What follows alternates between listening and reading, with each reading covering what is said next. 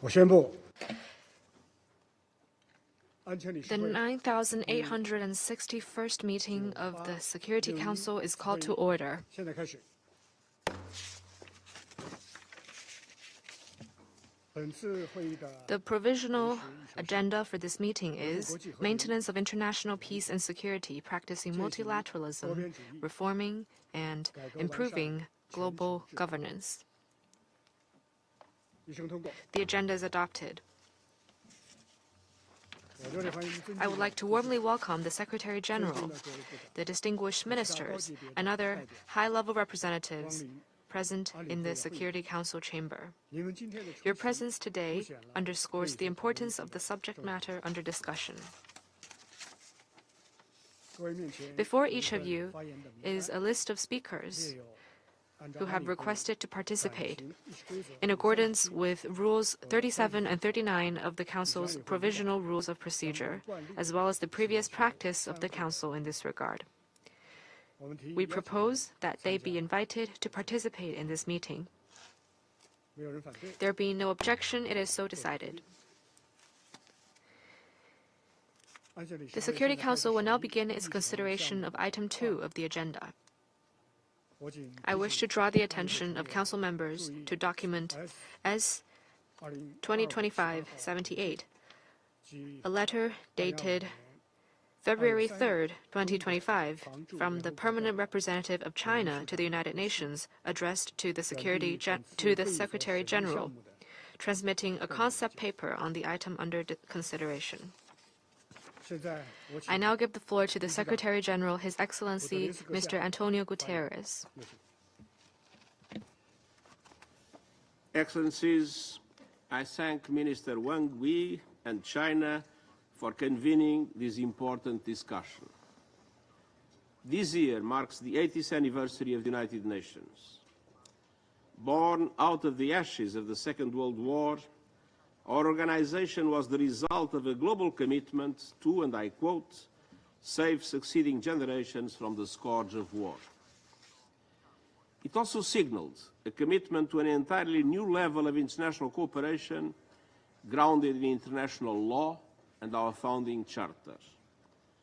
To help countries move past the horrors of conflict to forge sustainable peace, to tackle poverty, hunger and disease, to assist countries in climbing the development ladder, to provide humanitarian support in times of conflict and disaster, to embed justice and fairness through international law and respect for human rights, and to work through this Council to push for peace through dialogue, debate, diplomacy and consensus building. 8 decades later, one can draw a direct line between the creation of the United Nations and the Third World War. 8 decades later, the United Nations remained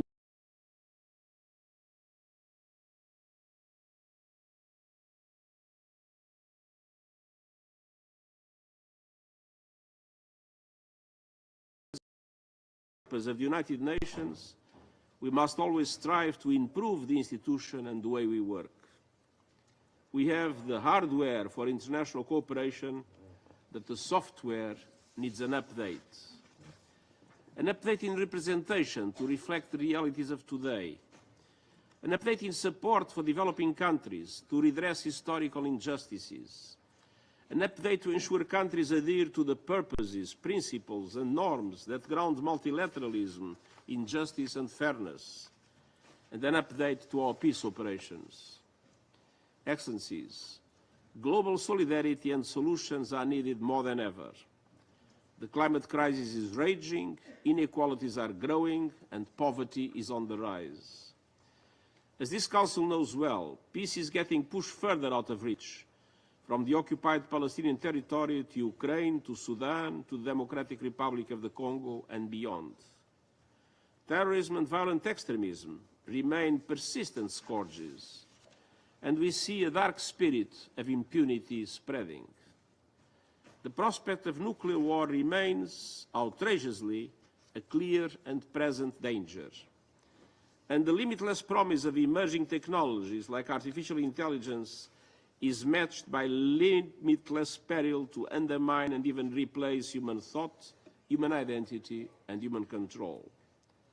These global challenges cry out for multilateral solutions. The Pact for the Future, you adopted in September, is aimed at strengthening global governance for the 21st century and rebuilding trust, trust in multilateralism, trust in the United Nations, trust in this Council. At its heart, the Pact for the Future is a pact for peace, peace in all the dimensions. It puts forward concrete solutions to strengthen the machinery of peace, drawing from proposals to the new agenda for peace that prioritize prevention, mediation, and peace building. The Pact seeks to advance coordination with regional organizations and ensure the full participation of women, youth, and marginalized groups in peace processes. And it calls for strengthening the Peace-Building Commission to mobilize political and financial support for nationally owned peace-building and prevention strategies. The Pact also includes the first multilateral agreement on nuclear disarmament in more than a decade. New strategies to end the use of chemical and biological weapons, and revitalized efforts to prevent an arms race in outer space and advance discussions on lethal autonomous weapons. It also calls on Member States to live up to their commitments enshrined in the UN Charter and the principles of respect for sovereignty, territorial integrity, and the political independence of states. It reaffirms unwavering commitment to abide by international law and prioritize the peaceful settlement of disputes through dialogue. And it recognizes the role of the United Nations in preventive diplomacy. And it reinforces the need to uphold all human rights, civil, political, economic, social, and cultural. It calls for the meaningful inclusion of women and youth in all peace processes. And it specifically calls on this Council to ensure that peace operations are guided by clear and sequenced mandates that are realistic and achievable, with viable exit strategies and transition plans. But the Pact does even more for peace. It recognizes that we must address the root causes of conflict and tensions. Sustainable peace requires sustainable development. The Pact includes support for an SDG stimulus to help developing countries invest in their people and tackle their challenges, like moving towards a future anchored in renewable energy. It includes a revitalized commitment to reform the global financial architecture to better and more fairly represent the needs of developing countries. And it includes a global digital compact that calls for an AI governance body that brings developing countries to the decision-making table for the first time. Excellencies, the Pact also recognizes that the Security Council must reflect the world of today, not the world of 80 years ago, and sets out important principles to guide this long-awaited reform. This Council should be enlarged and made more representative of today's geopolitical realities. We must also continue improving the working methods of this Council to make it more inclusive, transparent, efficient, democratic, and accountable. These issues have been under consideration by the General Assembly for more than a decade. Now is the time to build on the momentum provided by the Pact for the Future and work towards a greater consensus among regional groups and member states, including the permanent members of this Council, to move the intergovernmental negotiations forward. Throughout, I call on members of this Council to overcome the divisions that are blocking effective action for peace. The world looks to you to act in meaningful ways to end conflicts and ease the suffering these wars inflict on innocent people.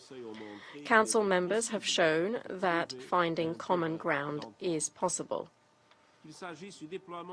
From deploying peacekeeping operations to forging life-saving resolutions on humanitarian aid, to historic recognitions of the security challenges faced by women and young people, to the landmark Resolution 2719 supporting African Union-led peace support operations through assessed contributions.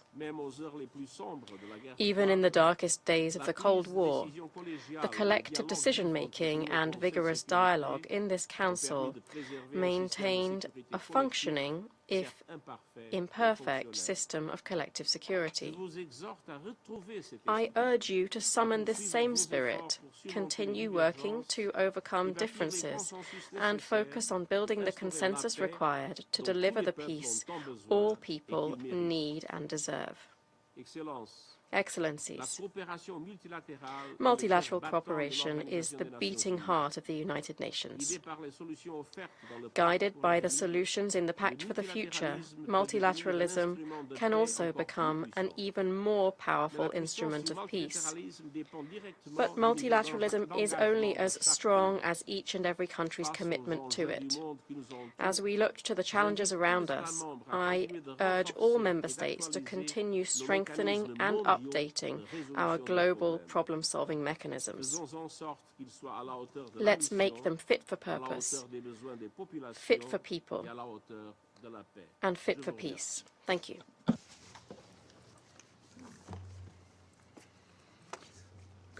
I thank the Secretary-General for his briefing. I shall now make a statement in my capacity as Foreign Minister of the People's Republic of China.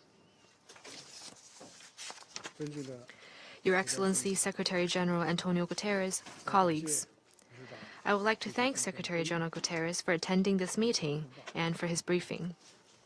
The year 2025 marks the 80th anniversary of the founding of the United Nations. 80 years ago, our forefathers, with strenuous struggle and tremendous sacrifice, won the great victory of the anti-fascist war. The international community drew painful lessons from the scourge of 2 world wars, and the United Nations was founded. Multilateralism gradually became the main trend of the times. New historical chapters were opened in global governance. The past 80 years is a period of accelerated advancement in world multipolarity and economic globalization, a period that has witnessed people across the world forging ahead and meeting challenges together, and also a period during which the global south has been rising and growing in strength. Meanwhile, although human society has emerged from the shadows of the Cold War and moved beyond the bipolar standoff, comprehensive peace and shared prosperity remain elusive. In the 3rd decade of the 21st century, peace and development remains a long-term, arduous task. The 80 years of history is enlightenment enough. In the face of the turbulent and changing world, the UN-centered international system provides important safeguards for the cause of human progress, and the vision of multilateralism with coordination and cooperation as its cornerstone is the best solution to global issues. In the face of the historical trend of shared future, no country can prosper alone. Mutually beneficial cooperation is the right choice. In the face of the profoundly changing international landscape, the Global South should not only achieve the historic feat of moving toward modernization together, but also remain at the forefront of improving the global governance system. Mr. Secretary-General, colleagues, to chart our course for the future, we should not forget why we started out in the beginning. Today, transformation not seen in a century is accelerating across the world. Geopolitical conflicts keep escalating, multiple crises are emerging, and instability and uncertainty are increasingly prominent. In a time of intensifying turbulence and transformation, we need more than ever to remind ourselves of the founding mission of the UN, reinvigorate true multilateralism, and speed up the efforts to build a more just and equitable global governance system. In this connection, China proposes the following. First, upholding sovereign equality. All countries are equal, regardless of size or strength. This is the foremost principle in the UN Charter. In advancing global governance, all countries have the right to participate as equals, make decisions as equals, and benefit as equals. We must respect the development paths chosen independently by people of all countries, uphold the principle of non-interference in internal affairs, and not impose one's will upon others. We must practice international rule of law, ensure the effective implementation of international law, and reject double standards and selective application. Resolutions of the Security Council are binding. and should be observed by all countries. The Security Council is entrusted with authority, and such authority should be upheld by all countries. Any act of bullying, trickery, or extortion is a flagrant violation of the basic norms of international relations. Any unilateral sanction that circumvents Security Council authorization lacks legal basis, defies justification, and contradicts common sense. Second, upholding fairness and justice. A critical part of global governance is to ensure that justice prevails. Since the end of World War II, a large number of countries in the global south have emerged on the world stage, which has revealed growing incompatibility and irrationality in the global governance structure. Under the new circumstances, international affairs should no longer be monopolized by a small number of countries. Countries in the global south have the right to speak up for and defend their legitimate rights and interests. And the fruits of development should no longer be taken by just a few countries. People of all countries have the right to a happy life. The reform of the Security Council should continue to emphasize democratic consultation, increase the representation and say of developing countries, especially African countries, and effectively address historical injustice. Third, upholding solidarity and coordination. Promoting international cooperation is an important purpose of the UN Charter and a sure path toward improving global governance. Countries should commit to the principle of extensive consultation and joint contribution for shared benefit, replace confrontation with coordination, prevent lose-lose through win-win cooperation, and break down small circles with greater solidarity. Members cannot just sit by and watch multilateral institutions become dysfunctional and ineffective due to their own failure to cooperate. The Security Council must rise above narrow-minded geopolitical considerations, champion the spirit of solidarity and cooperation, fulfill its duties conferred by the UN Charter, and effectually play its role for the maintenance of international peace and security. Fourth, upholding an action-oriented approach. Global governance has to be improved, not through words but through actions. In the face of protracted wars, loss of innocent lives, and challenges brought by new technologies, UN agencies should seek solutions rather than chant slogans. The Pact for the Future was adopted at the Summit of the Future last September. It is important to follow that up with coordinated efforts of implementation, namely to turn the roadmap into a construction plan and a wonderful vision into substantive actions. The situation in the Middle East remains tense and fragile. Gaza and the West Bank are the homeland of the Palestinian people, not a bargaining chip in political trade-offs. The Palestinians governing Palestine is an important principle that must be followed in the post-conflict governance of Gaza. It is vital to uphold the two-state solution, press for a comprehensive, just, and lasting settlement of the Palestinian question, and bring lasting peace and security to the Middle East. The Ukraine crisis has dragged on for nearly 3 years. Recently, the momentum of seeking dialogue and negotiation is rising. Ever since the crisis broke out, China has advocated political settlement and promoted peace talks. China supports all efforts conducive to peace talks. And we will continue to follow the 4 points on what should be done put forward by President Xi Jinping and work with all countries, especially Global South countries, to make more objective, balanced, and rational voices heard, to build consensus for ending the conflict, and to pave the way for peace. Mr. Secretary-General, colleagues, 80 years ago, Chinese representatives were the first to solemnly sign the UN Charter, writing with a Chinese calligraphy brush, an important chapter in world history.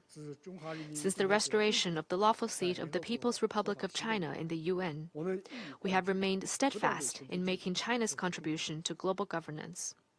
A community with a shared future for mankind, the Global Development Initiative, the Global Security Initiative, and the Global Civilization Initiative, namely the vision and initiatives put forth by President Xi Jinping, represent China's proposal for the reform and improvement of global governance. We pursue peace and security in global governance. As a major country with the best track record on peace and security, China is committed to following a path of peaceful development, to resolving disputes and differences by peaceful means, and to constructively promoting the settlement of hotspot issues. Chinese blue helmets have become a crucial force in UN peacekeeping operations, keeping the hope of world peace alive. We advance common development in global governance. As the largest developing country in the world, China pursues high-quality development as a top priority and promotes high-standard opening up with firm resolve. It has become the major trading partner of more than 150 countries and regions. China advocates a universally beneficial and inclusive economic globalization and promotes high-quality Belt and Road cooperation as part of its contribution to the prosperity and development of countries around the world. We champion openness and inclusiveness in global governance. As a time-honored civilization, China believes in harmony without uniformity, embraces inclusiveness, respects cultural diversity, and advocates humanity's common values.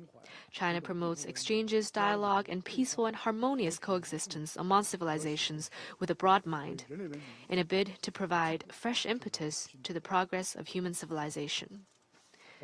We uphold multilateral cooperation in global governance. As a founding member of the United Nations, China takes the lead in following true multilateralism.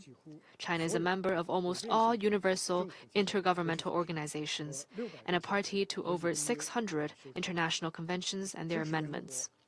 China supports the UN in playing a central role in international affairs and makes continuous contribution to the UN cause.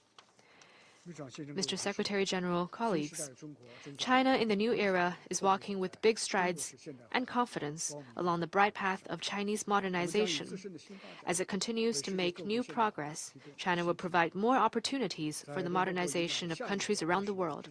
With the UN about to enter its next 80 years, China stands ready to work with all parties to draw wisdom from history, open a new era for multilateralism, and make global governance more fair and equitable. Thank you.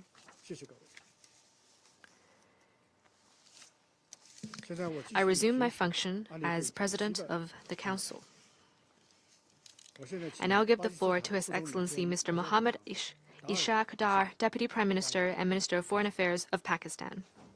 Thank you, Excellency President of Security Council, Honorable Secretary-General UN, Excellencies, colleague ministers, ambassadors, ladies and gentlemen, Assalamu alaikum and very good morning. It is indeed a great pleasure seeing you, my dear friend, Minister Wang, presiding over the important Security Council meeting.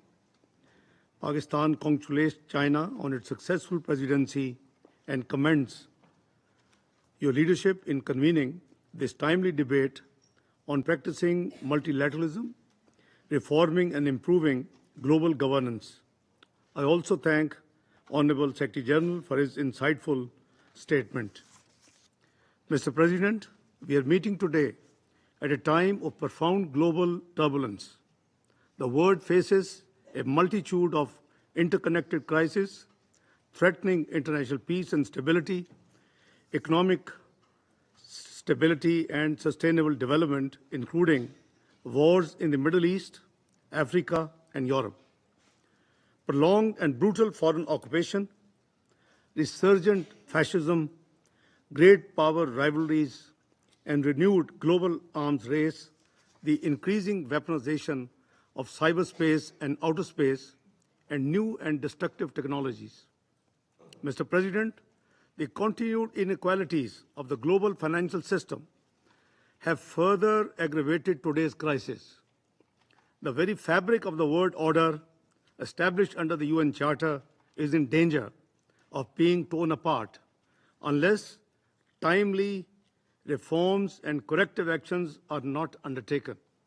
Mr. President, under the visionary leadership of President Xi Jinping, China is working actively to address the multi-pronged mixed crisis the world faces today. We, the United Nations member states, are all in the same boat. We must help each other to avoid the threat of a global war, the use of nuclear weapons, the issues of poverty, the existential threat of climate change.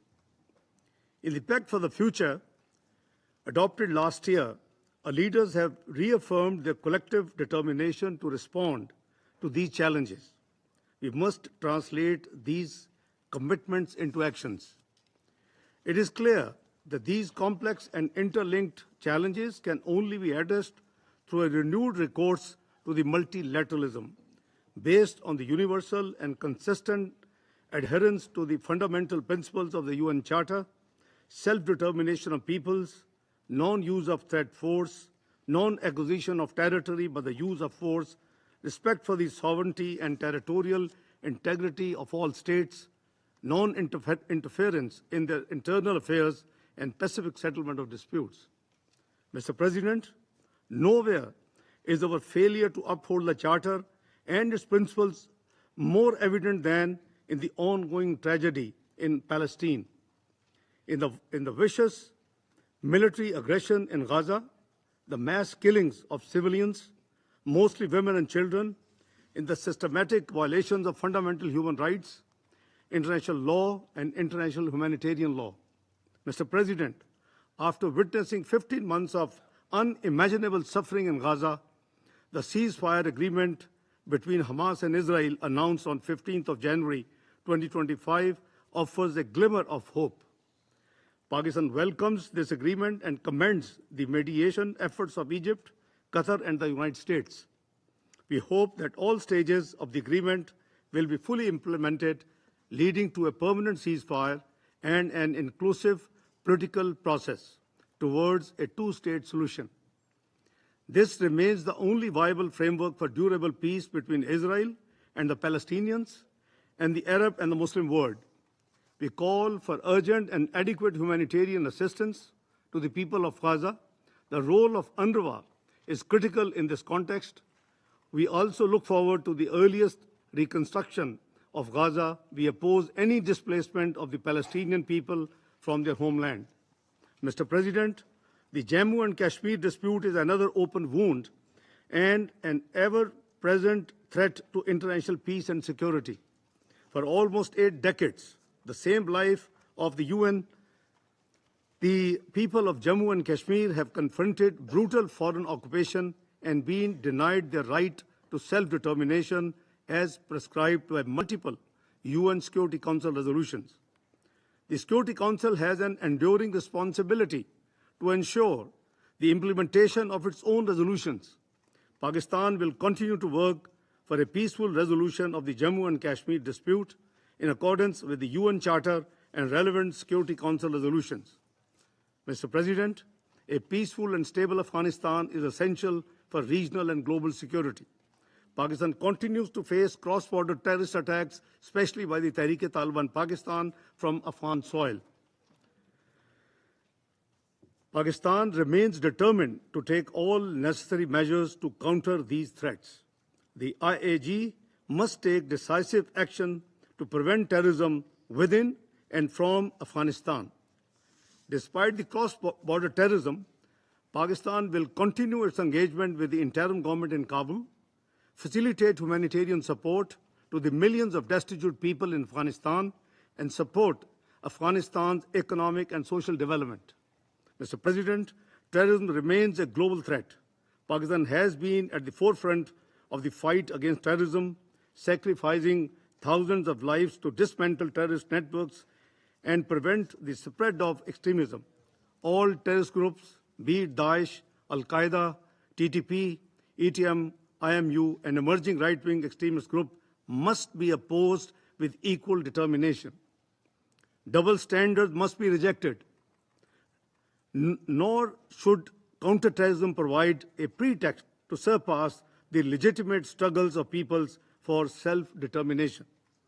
Mr. President, the United Nations and its family of organizations provide the indispensable platforms to respond to the world's multidimensional challenges.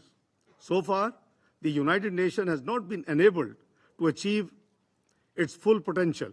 The structures of the UN should be strengthened, not dismantled. This can be achieved through mutual respect and comprehensive cooperation.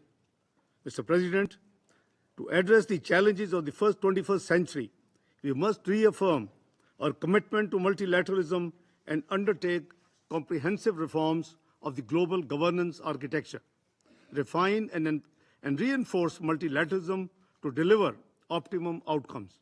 No country should presume to have greater stature, or influence on others. Respect for justice and equity is an essential precondition for peace and harmony among nations. To this end, Pakistan proposes the following. First, the Pact for the Future promises stronger international action for peace and security. Member states must fulfill their obligations under Article 25 of the Charter by implementing the Security Council's decisions. We must adopt a policy of zero tolerance for violations of the UN Charter. The Security Council should promote peaceful settlement of disputes, resolve and not merely manage conflicts. The Council should adopt a global confidence-building measures to prevent conflicts, ease tensions, and foster cooperation. Second, the UN Security Council must become more democratic, representative, and accountable. The small and medium states, which form the vast majority of the UN members, must be fully and adequately represented on the Security Council.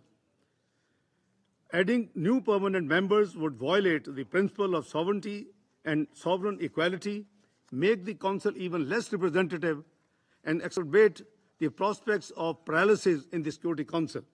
Third, the General Assembly, as world's most representative body, must play a greater role in global decision-making.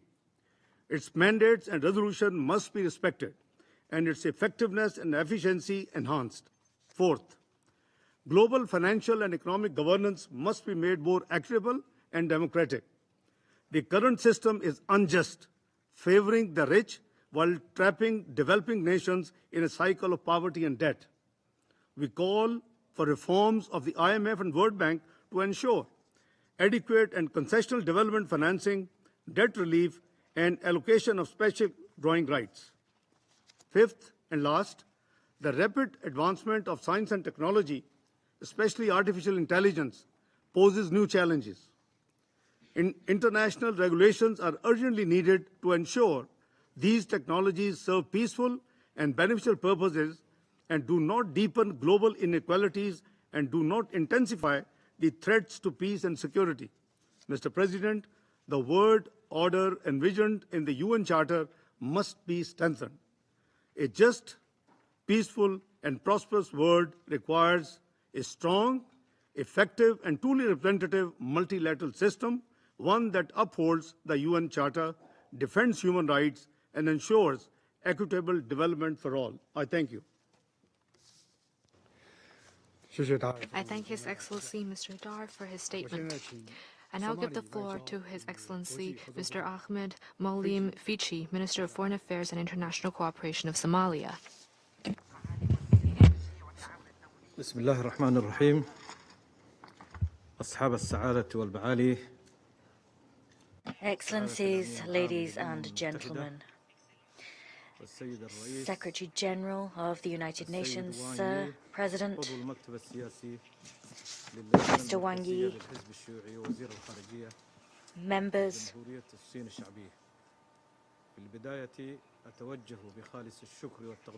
of the Central Committee of the Communist Party of the People's Republic of China, I wish first and foremost to thank the Chinese presidency of the Council, and we commend you for convening this important open debate on the issue practicing multilateralism, reforming and improving global governance.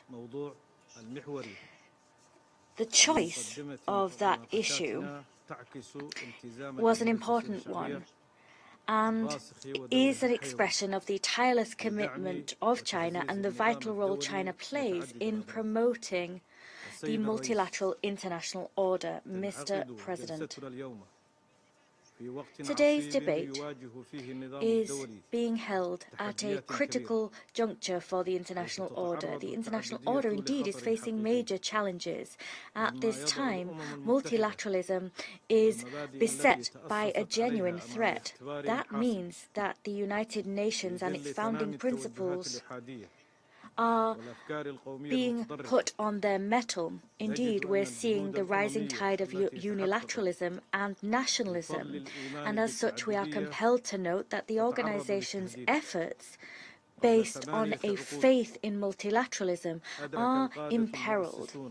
8 decades ago, the founding fathers of the United Nations realized that the world could only prosper and be peaceful and stable if polarization and conflicts were to end rather than persist. Indeed, their faith in multilateralism was clearly reflected in the United Nations Charter.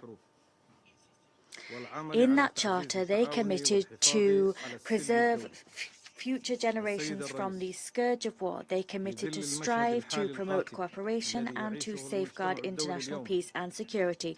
President, we are faced with a bleak reality facing the international community. As such, it is now more urgent than ever before to ensure that our institutions can evolve and ensure that we can work together to address the unprecedented challenges calling us to action. As such, we have to say that there is a rising tide of conflict, of course, across the globe, but that's not the only challenge we're facing. There's also the issue of health and human rights. Challenges are arising in those domains. As such, we need collective action to improve and reform global governance.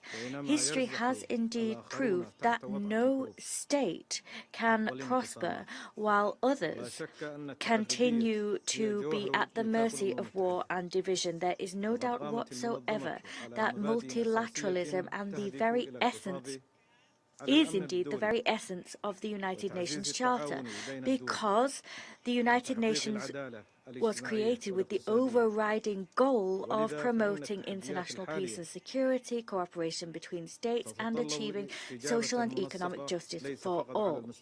As such, current challenges compel us to show a coordinated response, not only at a global level, but also within our international institutions. In these endeavours, everyone should participate so that we can improve the living standards of our local communities. At this decisive historical turning point, the people of the world are turning towards the Security Council as the body responsible for international peace and security. The most colossal challenge we're facing is how to preserve multilateralism and reform international governance at a time when international relations are polarized to an unprecedented extent. Mr. President, for Somalia, the way forward where reform is concerned is unambiguous and clear. That reform begins by promoting multilateral cooperation and by modernizing institutional structures to ultimately effectively overcome current challenges. As part of that endeavour, the Charter must be the very linchpin of our work. We will reform global governance, and multilateralism there is key. And in all of these endeavours, the Charter must be our lodestar. Without adhering to the Charter, we will be unable to address the challenges which threaten our common future. Turning now to multilateralism and reforming international governance, violations of international law are one of the major challenges facing the international order. International law is the very framework which governs relations between states. However, this very same international law can not be effective if the violations targeting certain states are not resolved. I'm talking here specifically about states suffering violations of human rights law or beleaguered by armed conflict. And this brings me to the cause of Palestine. That is indeed a crucial front on which we must fight. Finding a solution to that conflict is the best way forward. The two-state solution is indeed the best option on the table to promote the building of a Palestinian state within 4th of June 1967 borders. The worsening of the Israeli conflict against Gaza and the West Bank has brought about an unconscionable humanitarian crisis. The unspeakable suffering of civilians continues to rage on, as do attacks against critical infrastructure. At the same time, international efforts are continuing to guarantee compliance with the current ceasefire. Mr. President, sir,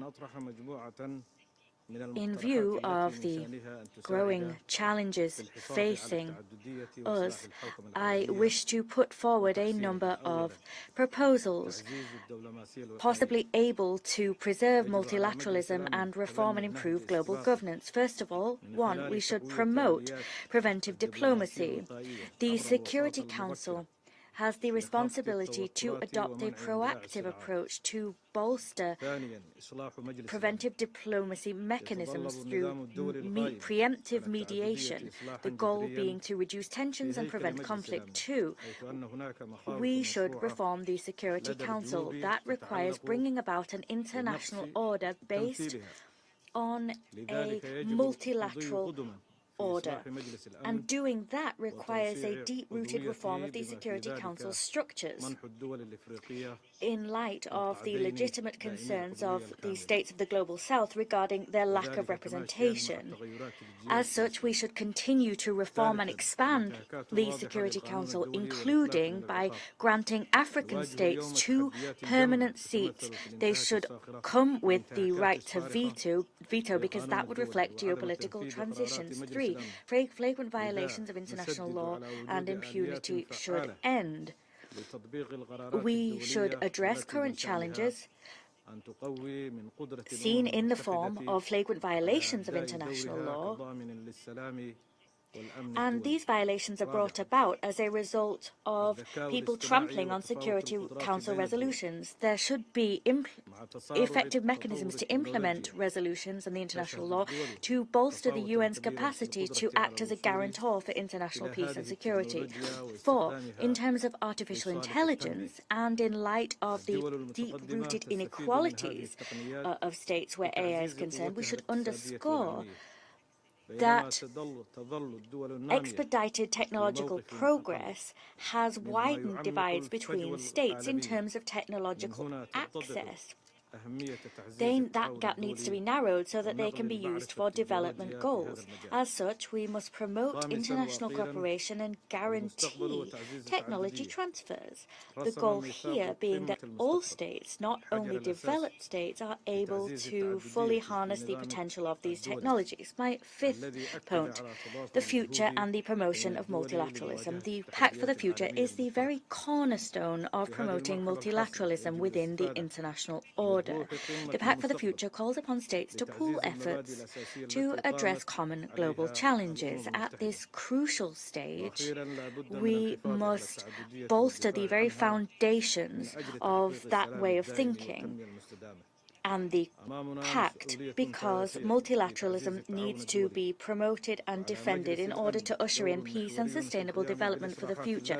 We must shoulder our historic responsibilities in terms of promoting international cooperation, and the Security Council has a crucial role to play in terms of reform here. Let us together strive to build a world and a global order which is fairer and more inclusive, a world in which all the peoples of the world enjoy prosperity. I thank you. Thank you, His Excellency Mr. Fici, for his statement. I now give the floor to Her Excellency Mrs. Selma Bakta Mansouri, Secretary of State to the Minister of Foreign Affairs in charge of African Affairs of Algeria. شكرا لكم السيد الرئيس. معالي السيد وانغي وزير الشؤون الخارجية جمهورية الصين الشعبية. أود في البداية أن أغتنم هذه الفرصة President, Mr. Secretary-General, Mr. President, first and foremost, we wish to take this opportunity to congratulate you on your successful presidency of the Security Council this month. I also wish to take this opportunity to applaud the wise choice of the topic for today's debate, and I wish to thank the Presidency of the Security Council for the concept note. I also wish to thank His Excellency António Guterres, Secretary-General of the United Nations, for his detailed briefing. Mr. President, today's meeting is taking place in an international landscape which is complicated, with escalating geopolitical tensions and a multiplication of political and security crises. This includes armed conflicts, as well as humanitarian disasters and economic and environmental challenges. There's also the scourge of terrorism, of cross-border organized crime as well.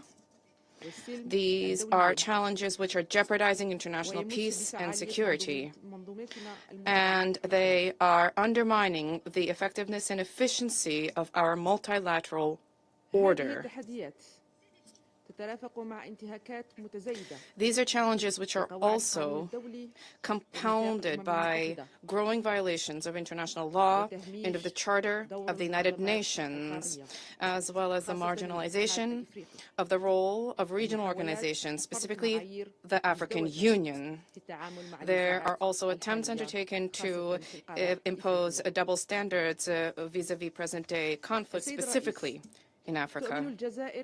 Mr. President, Algeria is firmly of the view that our commitment to the multilateral order remains the most effective way to tackle these common challenges. However, this order is experiencing unprecedented setbacks, and these have been emanating from heightened polarization at the international level, as well as the erosion of trust in United Nations institutions. We, however, believe that the reform of the multilateral order is of paramount importance. This reform needs to be inclusive, just, and balanced. And in this vein, we wish to shed light on 5 important points, and this is necessary to guide the United Nations reform process and to bolster the effectiveness of the international order. Number 1, there is a need to safeguard the central role of the United Nations, as well as to ensure fair and balanced representation within United Nations bodies, specifically the Security Council.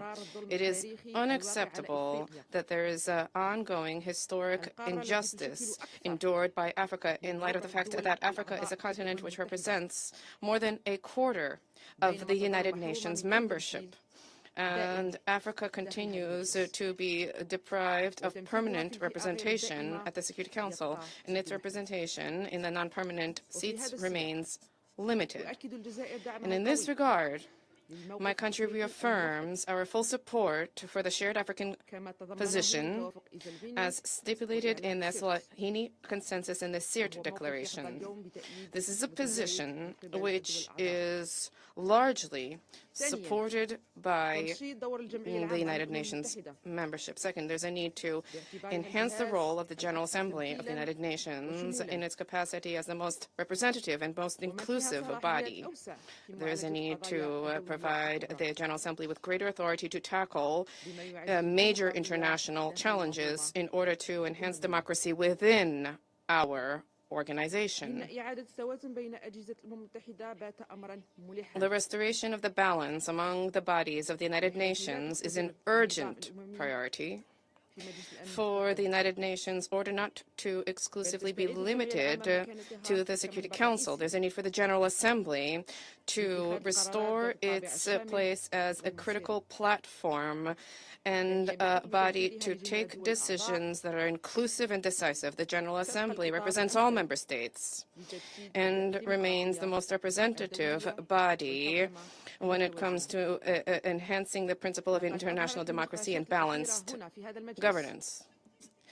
This Security Council recently held debates, including open debates, which reflect a broad consensus towards the need to enhance the role of the General Assembly and to guarantee respect for its prerogatives as stipulated by the Charter.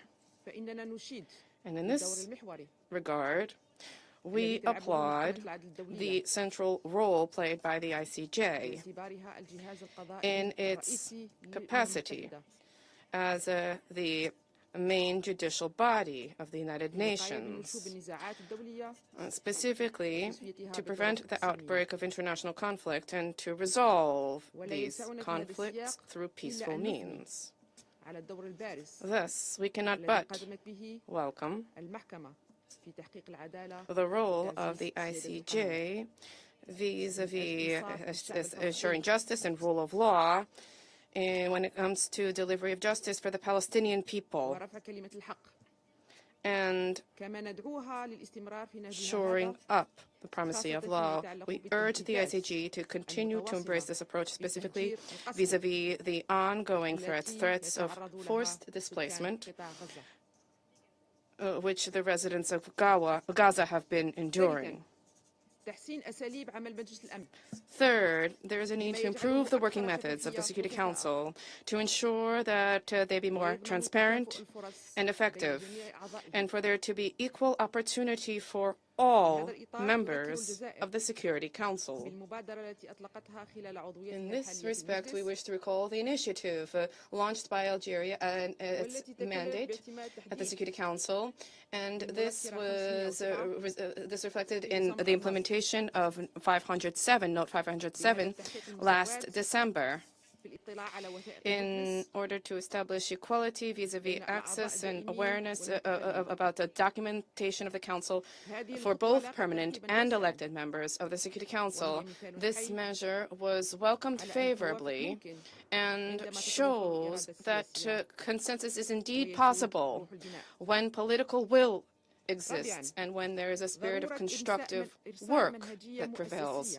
Fourth, there's a need to adopt an institutional approach that enhances cooperation between the United Nations and regional organizations, specifically the African Union, under Chapter 8 of the Charter of the United Nations, in order to, in a regular and sustainable way, to leverage early warning mechanisms as well as rapid reactions, rapid responses, specifically when it comes to African-specific issues.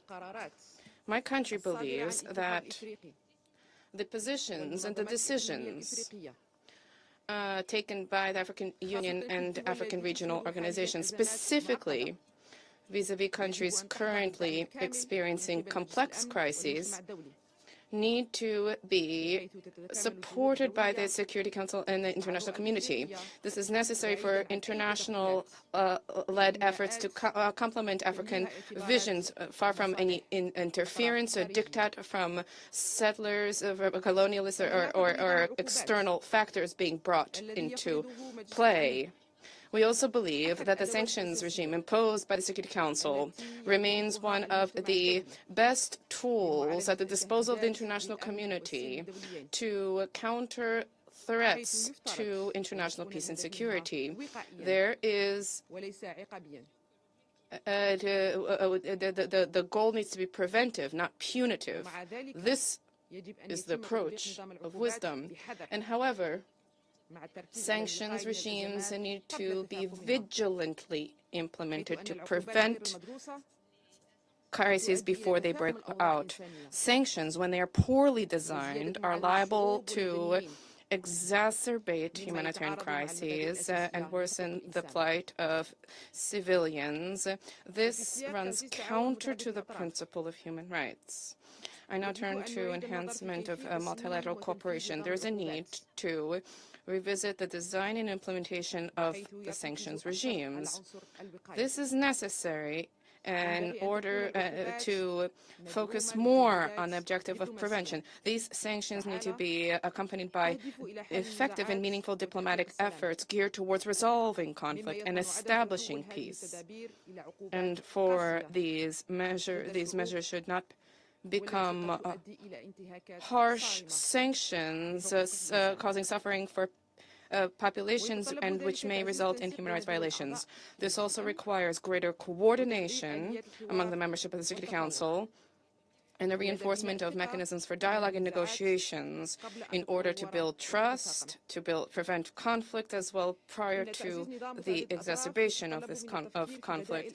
And to enhancement of a multilateral order requires thought being given to more effective alternatives, which result in greater stability and greater justice, and therefore a more peaceful world with greater cooperation. 5, there's a need for the mobilization of the necessary financial resources, as well as sustainable financing channels in order to support preventive diplomacy, early warning mechanisms, and rapid response mechanisms in Africa. The goal is to build African states' capacities to tackle security and other challenges, and to support national momentum and regional dynamics in order to develop these mechanisms.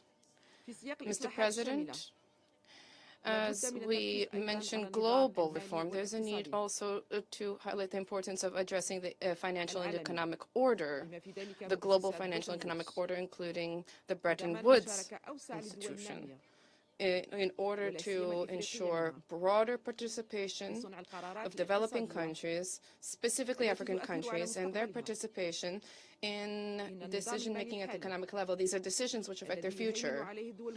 The current financial arrangements, which are largely led by developed states, are not meeting the aspirations of developing states, particularly those in Africa. Thus, it is necessary to ensure a flexible and sustainable financing mechanism for African states and to work towards improving or easing the debt burden.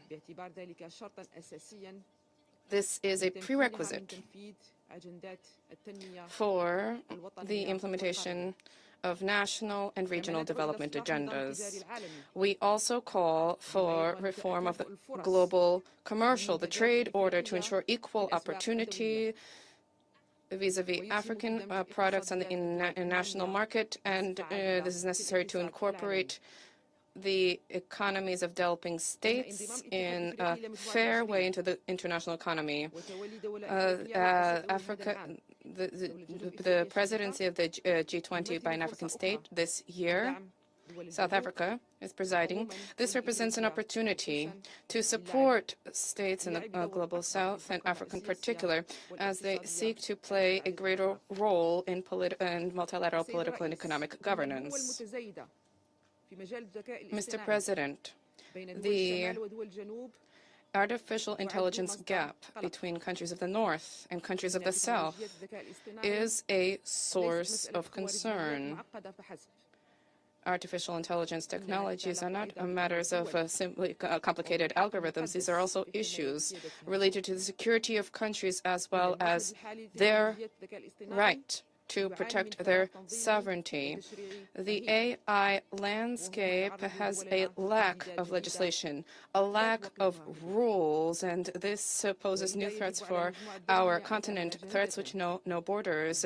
Thus, there's a need for the international community to endeavor assiduously to counter any threats or dangers which emanate from the spread and development regulations and regulation of said technologies. To conclude, the future of our world is responsibility of all. There's a need for protection and for guarantees for prosperity for us as well as for succeeding generations, as was declared on a number of occasions by His Excellency the President of the Republic, Abdelmajid Tebboune, working assiduously in order to address crises. There is a need for approaches that are rooted in definitive solutions to problems and crises by tackling underlying causes. Those were the words of the President. Today's meetings, including the Summit for Social Development as well as the Conference on Financing for Development, and the review of the peace-building architecture at the United Nations, represent opportunities to renew and shore up the multilateral order. We will continue to work towards a world that enjoys peace, stability, security, and prosperity. The prosperity of the peoples under the auspices of the United Nations, working in good faith, with goodwill, together to achieve a shared goal, that of meeting the legitimate aspirations of our people, that of enhancing our cooperation for a better future for succeeding generations. Thank you for your attention. I thank Her Excellency Mrs. Mazuri for her statement. I now give the floor to Her Excellency Ms. Frances Peggy Al-Ghali, Deputy Minister of Foreign Affairs of Sierra Leone.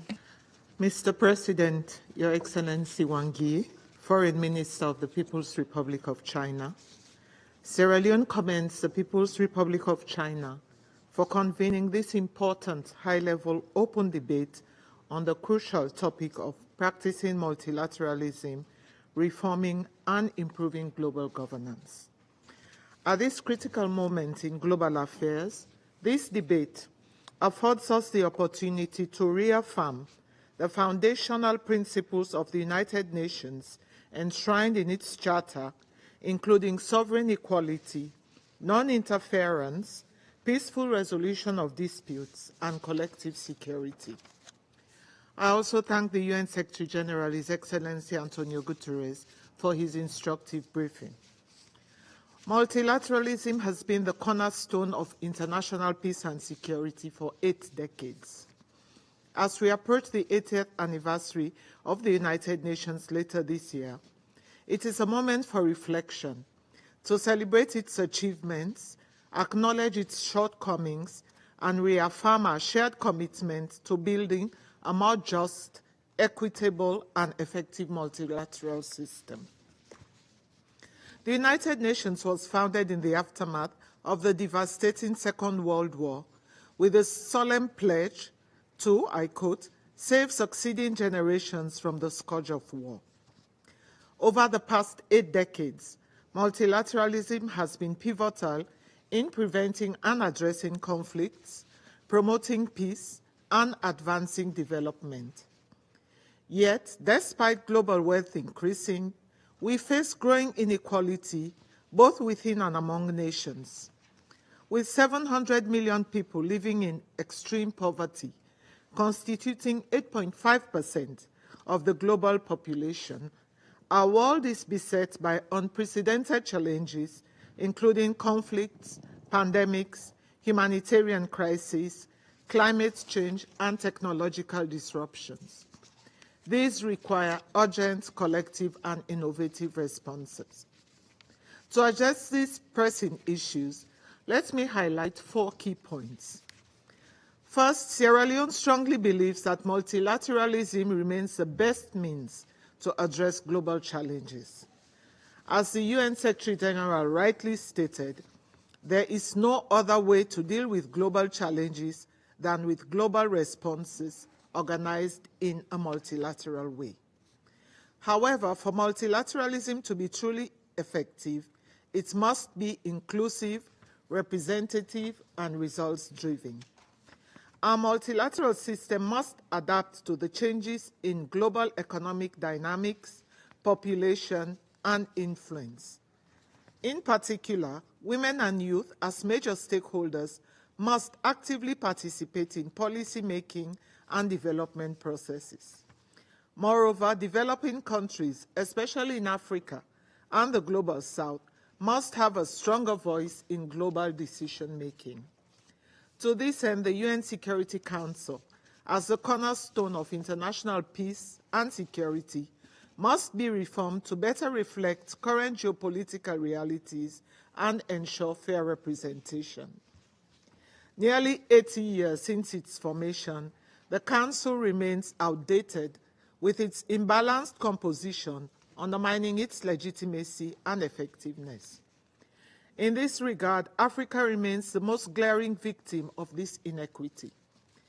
Without structural reform, the Security Council's performance and legitimacy will continue to be questioned.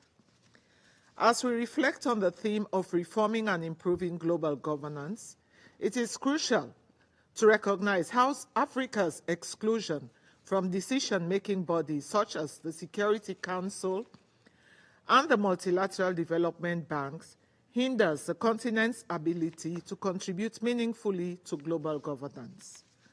The legacy of colonialism, economic exploitation, and political marginalization has left deep scars, impairing Africa's development, stability, and influence in international affairs. In noting the African Union's theme of the year 2025, Justice for Africans and People of African Descent through Reparations, rectifying the historical injustice perpetuated against Africa must be operationalized with the urgency of now. Mr. President, the Pact of the Future, adopted in September 2024, presents a critical opportunity to revitalize global cooperation and coordination based on trust, adaptability, and flexibility. The close cooperation between the Security Council and the African Union Peace and Security Council in addressing conflicts on the African continent demonstrates a commitment by both institutions to achieve the objectives of Action 21 of the Pact for achieving lasting peace and security. Recognizing the critical role of regional arrangements in preventing and resolving conflicts, this collaboration must be strengthened. Sierra Leone calls for concrete steps to implement the Pact's ambitious commitments, especially those related to the UN Security Council reform, bridging governance gaps, strengthening international cooperation, and reinforcing international law. Addressing inefficiencies and inconsistencies, particularly in improving the working methods of the Security Council, will enhance its legitimacy and capacity to implement the Pact for the Future and other forward-looking peace and development strategies. The COVID-19 pandemic has shown that addressing global crises requires more than just force. It requires innovation, agility, trust, and the sharing of information and expertise. These same principles must guide our efforts to prevent wars and deliver life-saving aid. Mr. President, secondly, the erosion of the rules-based system threatens global stability. At a time when unilateralism, protectionism, and disregard for international norms are on the rise, the role of international law in maintaining peace and security cannot be overstated. We must reaffirm our collective commitment to the principles of the UN Charter and upholding international law. A fair and consistent application of international law is essential to uphold the credibility of the global governance system and ensure peaceful coexistence. The Security Council must lead by example in upholding international law. The Council's resolutions must be implemented effectively and consistently, and international agreements and rules must be adhered to without selectivity, partiality, or double standards. To further strengthen multilateralism through international law, we encourage member states to utilize international judicial mechanisms as tools to address shared global concerns and disputes. In other words, judicial settlement of disputes, which gives significant expression to Article 2, number 3 and 33 of the UN Charter. Third, the challenges of the 21st century extend beyond traditional security threats. Non-traditional security issues, including climate change, artificial intelligence, cybersecurity, terrorism, and food insecurity, demand urgent and innovative global responses. These crises disproportionately affect developing nations, exacerbating their vulnerabilities. To address this, we must enhance capacity building, foster information sharing and technology transfer, and strengthen international cooperation to ensure no country is left behind. Fourth, the digital divide remains a critical challenge in our quest for equitable global governance. Many developing countries lack the infrastructure and resources to leverage technological advancement and digital transformation. Sierra Leone urges the international community to support initiatives that promote technological capacity building, digital inclusion, and fair access to global supply chains, ensuring that all nations can fully participate in the global economy. Mr. President, strengthening the role of the UN and Security Council requires unity, not division. We must set aside geopolitical rivalries and embrace dialogue, cooperation, and collective problem solving. Despite the varying socio-economic and political conditions of our countries, the scale and transnational nature of many global issues demand collective action. In these instances, multilateral frameworks are indispensable in preventing catastrophic consequences. The tools available to us have largely maintained a rules-based multilateral system. By improving these tools, we can better serve humanity. This includes strengthening resolution and peacekeeping mandates for clearer, more responsive and contextually relevant action, enhancing collaboration with regional entities to ensure faster and more agile responses to crises, promoting comprehensive peace and development strategies, and bolstering accountability mechanisms for human rights violations. In conclusion, Mr. President, Sierra Leone urges all member states to recommit to the core principles of the UN Charter and work towards a Security Council that is responsive, representative, and accountable to all nations. We reaffirm our unwavering commitment to multilateralism as the most effective framework to address global challenges. Sierra Leone stands ready to contribute to meaningful reforms that will enhance global governance, uphold the international rule of law, and promote a just, peaceful, and prosperous world for all. I thank you. I thank Her Excellency Ms. Alguini for her statement. Now I give the floor to the representative of Guyana. Thank you, Mr. President, Your Excellency Foreign Minister Wang Yi, and welcome to the Security Council. I also welcome the distinguished ministers and high-level officials in today's meeting, and thank Secretary-General António Guterres for his briefing. Mr. President, Guyana thanks China for convening this most relevant and timely debate on practicing multilateralism, reforming and improving global governance. It offers the opportunity not only for collective reflection, but perhaps more importantly, a frank discussion on how we rejuvenate multilateralism and address the deficits in global governance. Mr. President, there have been seminal moments in history where the world came together across geopolitical divides to put people and planet first. If we look at the driving factors of those moments, we will inevitably find that terrible events had, in each instance, reminded countries that multilateralism and international cooperation are the best mechanisms for addressing global challenges. The foremost example is the formation of the United Nations almost 80 years ago.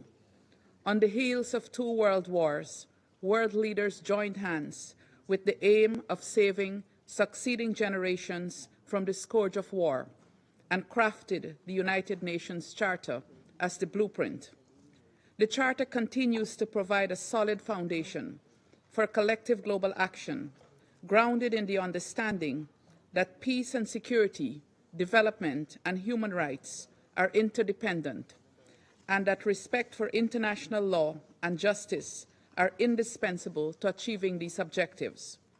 So too is the need to ensure that solidarity, inclusion, and the objective of leaving no one behind are demonstrated by concrete action.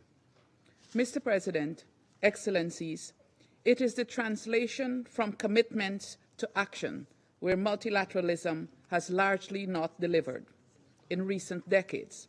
For example, we have seen multilateralism at work when the global community adopted the Sustainable Development Goals to end poverty and ensure prosperity for all, and the Paris Agreement to limit the effects of climate change. However, implementation is stymied by the lack of political will and inadequate financing, coupled with a global financial system that is skewed against countries that are most vulnerable and in need. A system that is not only unrepresentative, but also unfair and unjust. Reform of the international financial architecture is urgent and must no longer be ignored. An investment in development is an investment in peace and security. Mr. President, there is widespread recognition of the need for reform of the global governance structures to make them more representative, democratic, accountable, and equipped to address new and emerging challenges. The Security Council is arguably the least representative and most undemocratic of global institutions. Security Council reform remains critical to a more effective council, or it faces the risk of becoming irrelevant. We have seen repeatedly how the current structure and decision-making format, particularly the use of the veto, have thwarted the will of the majority of Council members and ignored the views of the General Assembly. But even as we pursue reform, as the foremost body entrusted with the maintenance of international peace and security, the Council must deliver on its responsibilities now. At a time of increasing conflicts in the world, resulting in the loss of thousands of lives, immense suffering, and unprecedented humanitarian crises, the members of the Security Council must bridge divides and fulfill our collective mandate. There must be greater consistency in applying the same standard across similar situations and implementation of resolutions. As the Council faces growing criticisms for inaction, greater efforts must be made to rebuild trust in it and genuine consideration given to the use of the tools available in the Charter to combat non-compliance. Mr. President, accountability and justice are crucial to the achievement of peace and security. The Security Council must speak with one voice in championing respect for international law, including international humanitarian law.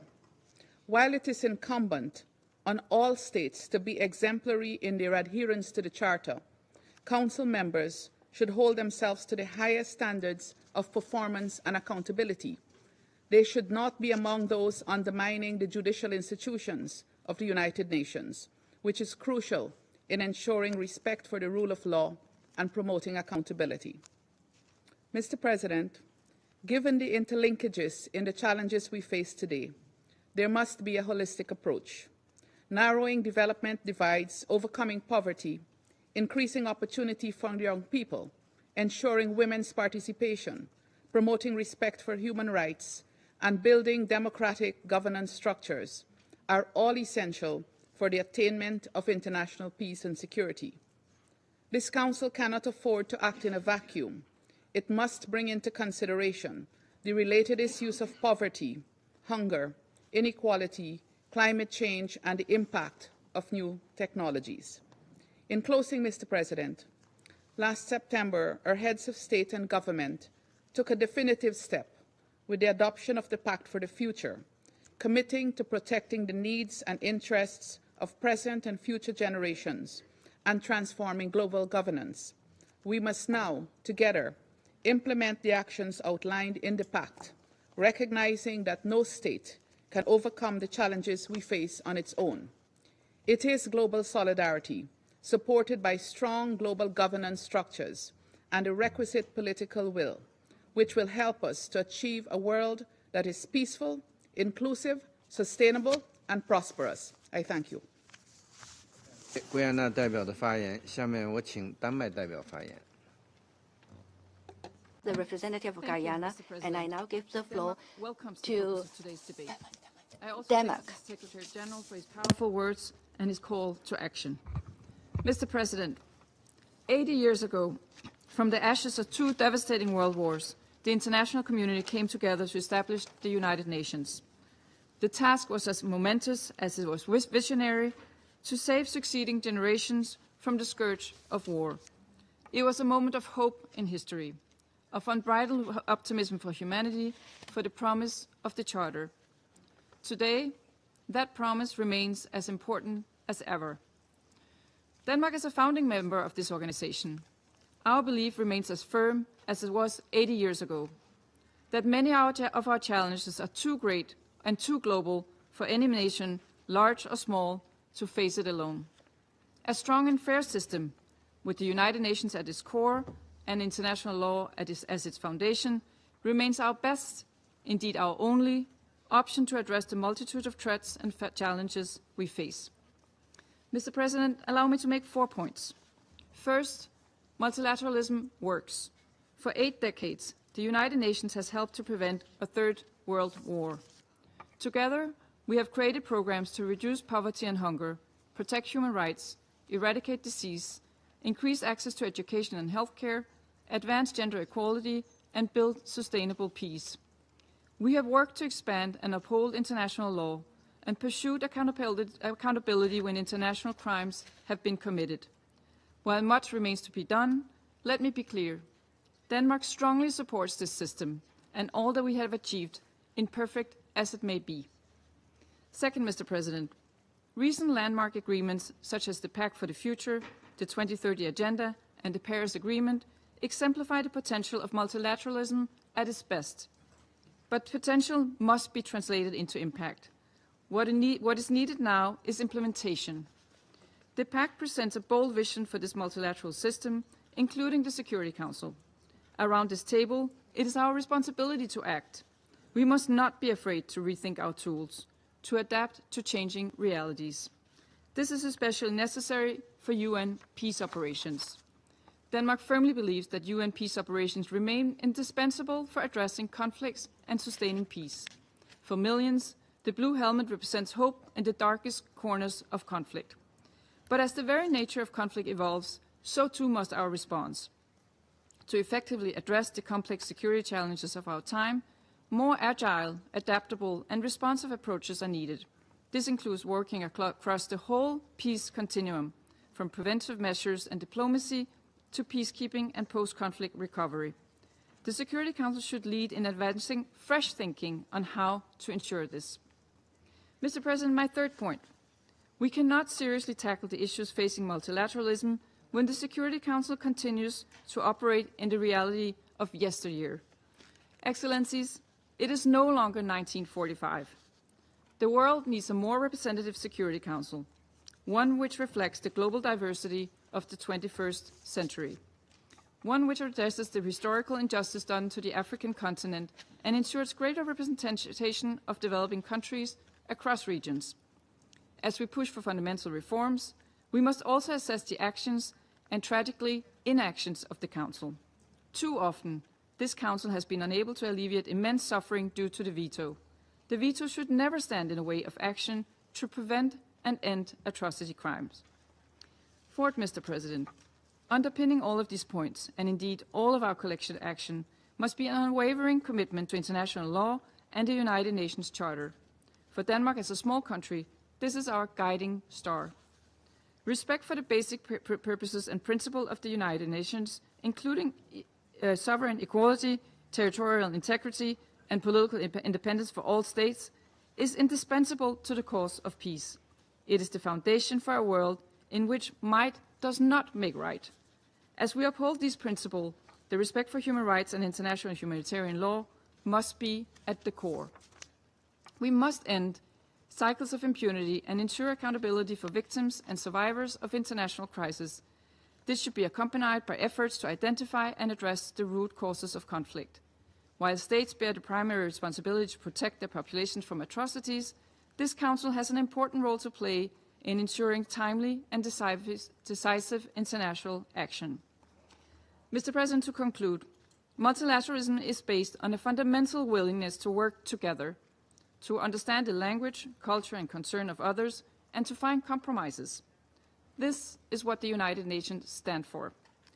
That is how we uphold the promise of the Charter. Count on Denmark's unwavering commitment to this goal. Thank you. I thank the representative of Denmark for the statement. Now I give the floor to the representative of the Republic of Korea. Thank you, Mr. President, for convening this important meeting. I thank the Secretary-General for sharing his valuable insights.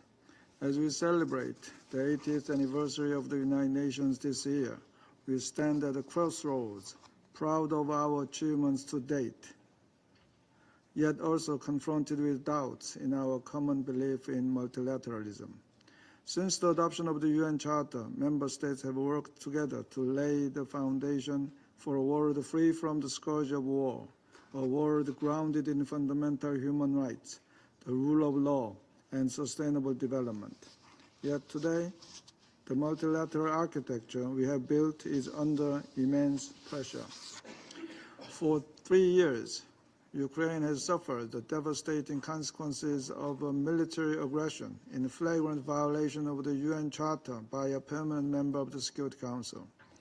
In Gaza, despite the efforts of the Security Council to reach consensus over the past 15 months, it has struggled to produce meaningful impacts on the ground, as the actual ceasefire was made possible by a few critically involved parties. Africa is also suffering from multiple security crises, including in the Democratic Republic of the Congo, Sudan, and the Sahel. They have escalated opportunistically amid the weakening of effective UN peace operations and UN sanctions, both of which are critical tools in the UN efforts to maintain peace and security. The staggering human death tolls in all of these conflicts also calls into question the UN's role in protecting civilians and alleviating humanitarian suffering. Against this backdrop of mounting frustration in multilateralism, let me highlight 3 points. First, we should reinvigorate the role of the United Nations that offers an enduring diplomatic space in shaping international views.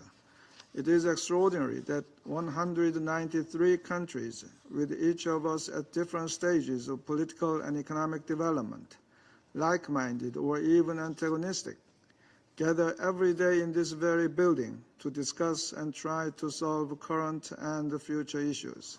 This should not be taken for granted. Such a convening power of the United Nations is a driving engine of multilateralism, valuable to this very moment. For example, the adoption of the Pact for the Future last year, with its 56 action commitments, reaffirmed the international community's collective resolve for rejuvenated multilateralism. Second, the UN, particularly the Security Council, must become more creative and bolder. Though it may be difficult to avoid gridlock on issues where permanent members have divergent views, there are other areas that the Security Council can explore to fulfill its mandate and reinforce its institutional standing. For example, emerging security challenges must be given due attention, followed by more active deliberations. The rapid evolution of digital technologies, including artificial intelligence, has amplified global security risks, particularly when exploited by irresponsible actors such as North Korea. The proliferation of mis- and disinformation has further opened new platforms for manipulation, complicating tensions and conflicts.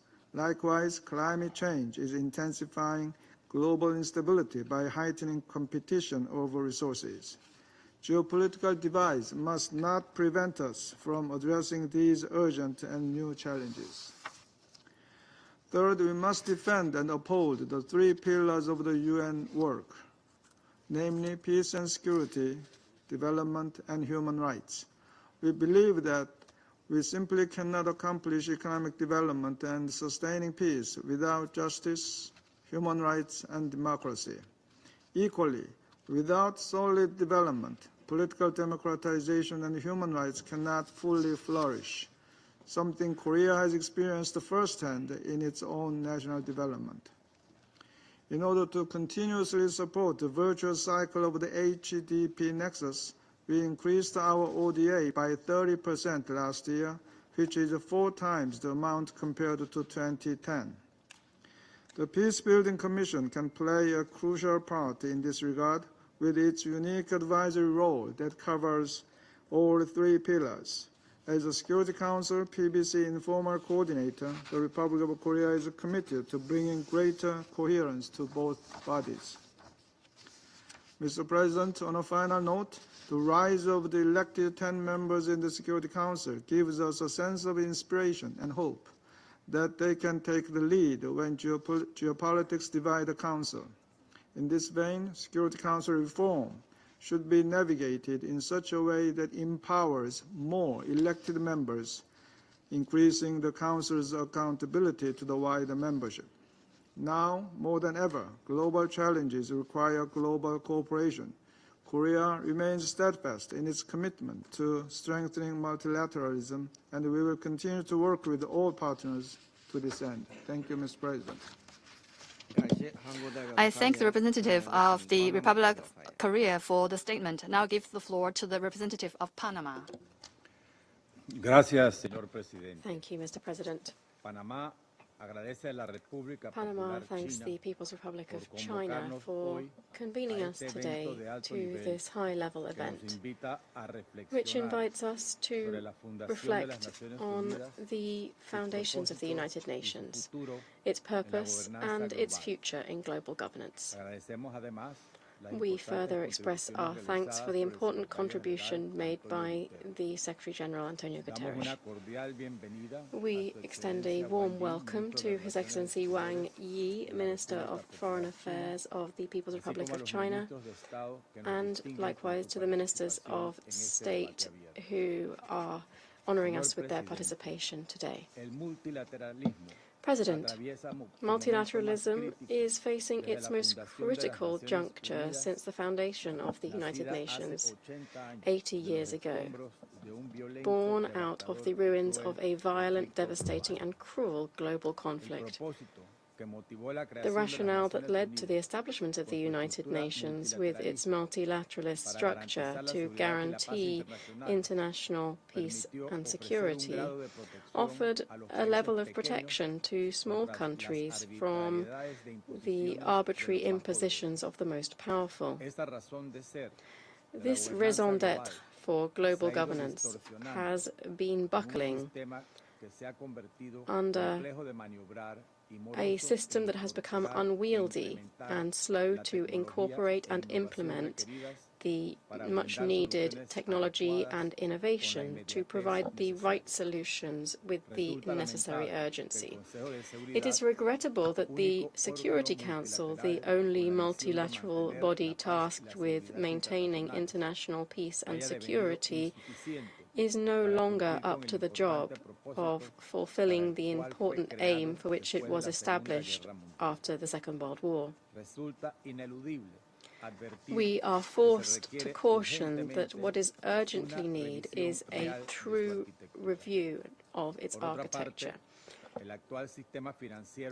Furthermore, the current international financial system perpetuates inequalities and strengthens dependency structures, which hamper the development of nations, including the economic development of our kindred countries in Latin America.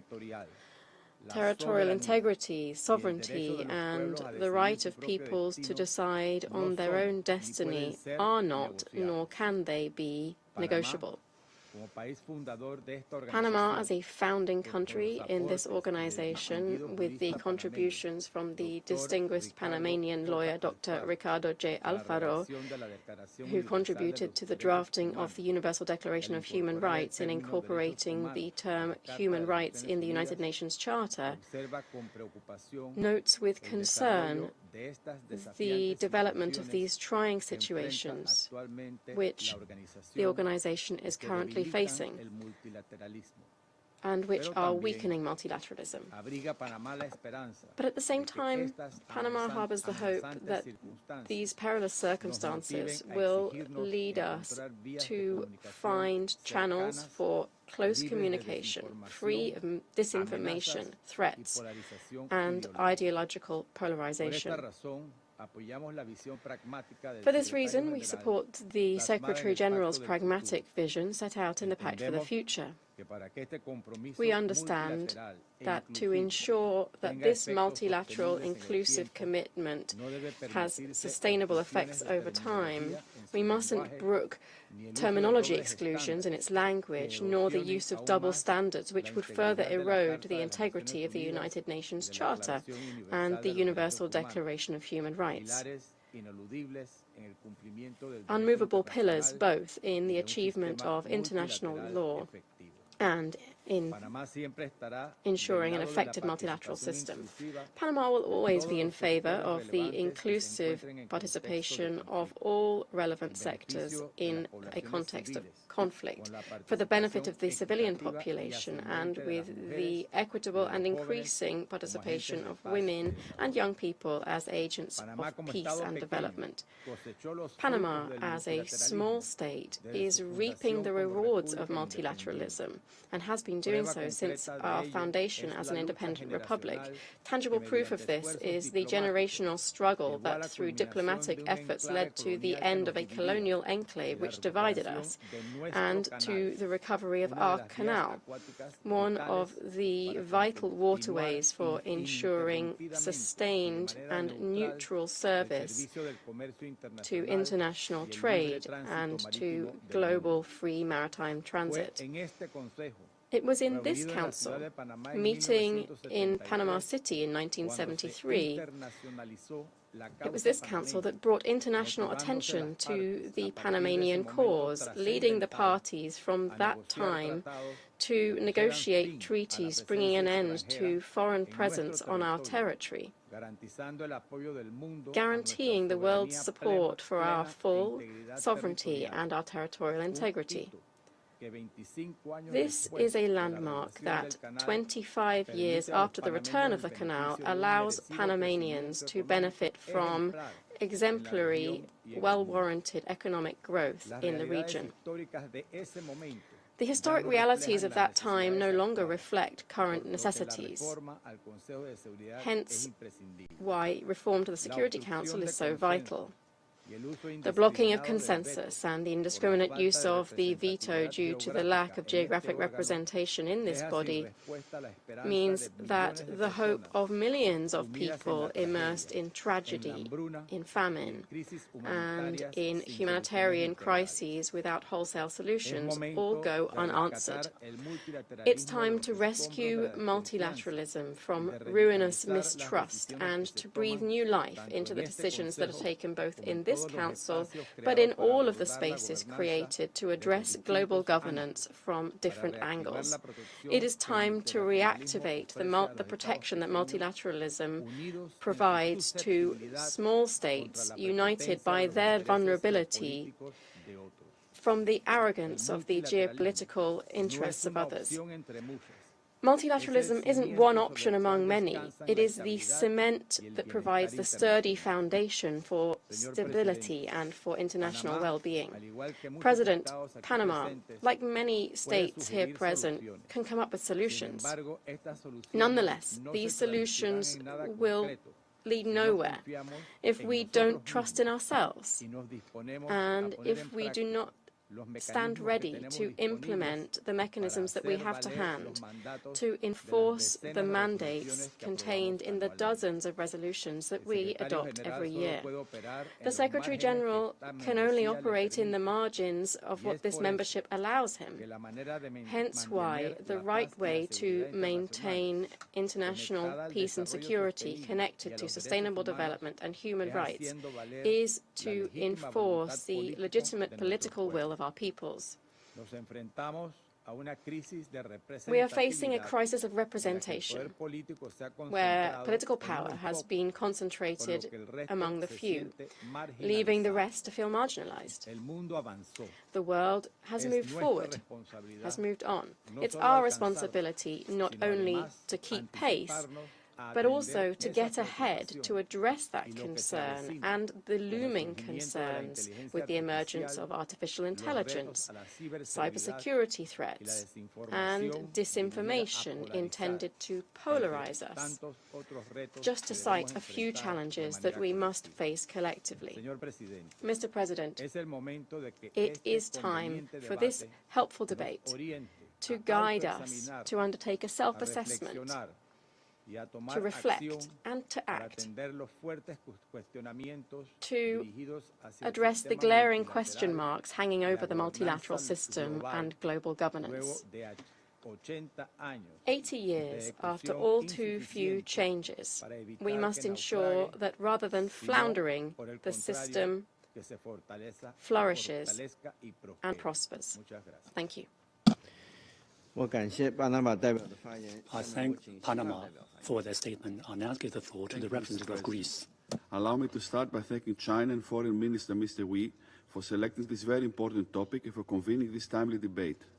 And I also thank the Secretary-General for his very interesting remarks. Mr. President, 2025 signifies a landmark year in the history of the United Nations.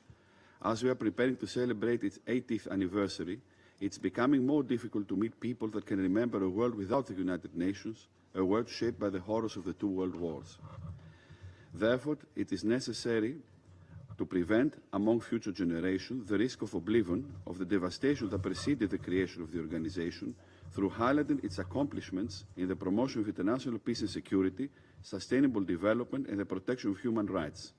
It is also a good moment to take stock of multilateralism and global governance at present. Mr. President, no one can deny that our world is facing new, complex global challenges at a scale unthinkable in 1945, from wars and increasingly military expenditures to hunger, poverty, and unequal development. The permanent crisis in the Middle East, Russia's invasion of Ukraine, and the grave political and humanitarian crisis in Sudan, Sahel, Yemen, DRC, Haiti, and elsewhere are just a few examples of the serious threats of global stability in the UN Charter. We believe there is an urgent need for fundamental reform and improvement of our multilateral system with the UN at its core. A crucial step towards this direction was made last September at the Summit of the Future, when the world leaders renewed the commitment to effective multilateralism by adopting the Pact of the Future and its annexes, the Global Digital Compact and the Declaration of Future Generation. Our Prime Minister has stated that the Pact of the Future, as a point of global consensus, is only a first step, but it's a necessary first step. It's a political declaration to act, and political will is a necessary driver for action at the national level and collectively at the global level. Greece calls for the rapid implementation of the relevant actions of the Pact, especially transforming global governments and reinvigorating the multilateral system to tackle these challenges and seize the opportunities of today and tomorrow. In this context, a reform of the central pillar of the international peace and security architecture, namely the Security Council, is also needed. We support any model of reform that is fair, strengthens the UN as a whole, and transforms the Security Council to a more democratic, efficient, representative, accountable body adjusted to the realities of the 21st century. We are convinced that these goals would be achieved through the enlargement of the Security Council, both with permanent and non-permanent members. We also called for strengthening the relationship of the Security Council with the General Assembly in order to maintain better international peace and security. Mr. President, during the intense negotiations of the Pact of the Future and beyond, Greece insisted that it was necessary to go back to the basics of the UN Charter, such as the peaceful settlement of dispute, the respect of international law, and the rules and principles of the Charter. These are core elements of Greece's participation to the Security Council and the necessary foundations of peace and prosperity across all nations. At the same time, we need to safeguard fundamental rights and freedoms, democracy and the rule of law in an increasingly authoritarian, dangerous and contested world where human dignity is progressively challenged and where war becomes more prevalent on a greater scale. Let me also stress that one of the Pact's significant achievements is the first global recommitment to nuclear disarmament since 2010.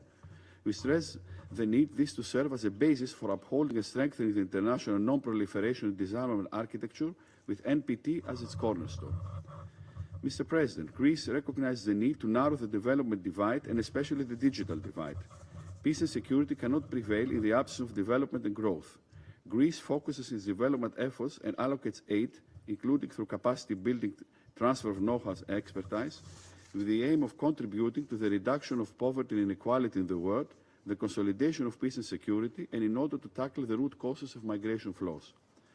We also believe that artificial intelligence offers tremendous opportunities for achieving the SDGs, and we are actively engaging to the discussion of the global governance of AI at the UN and other fora.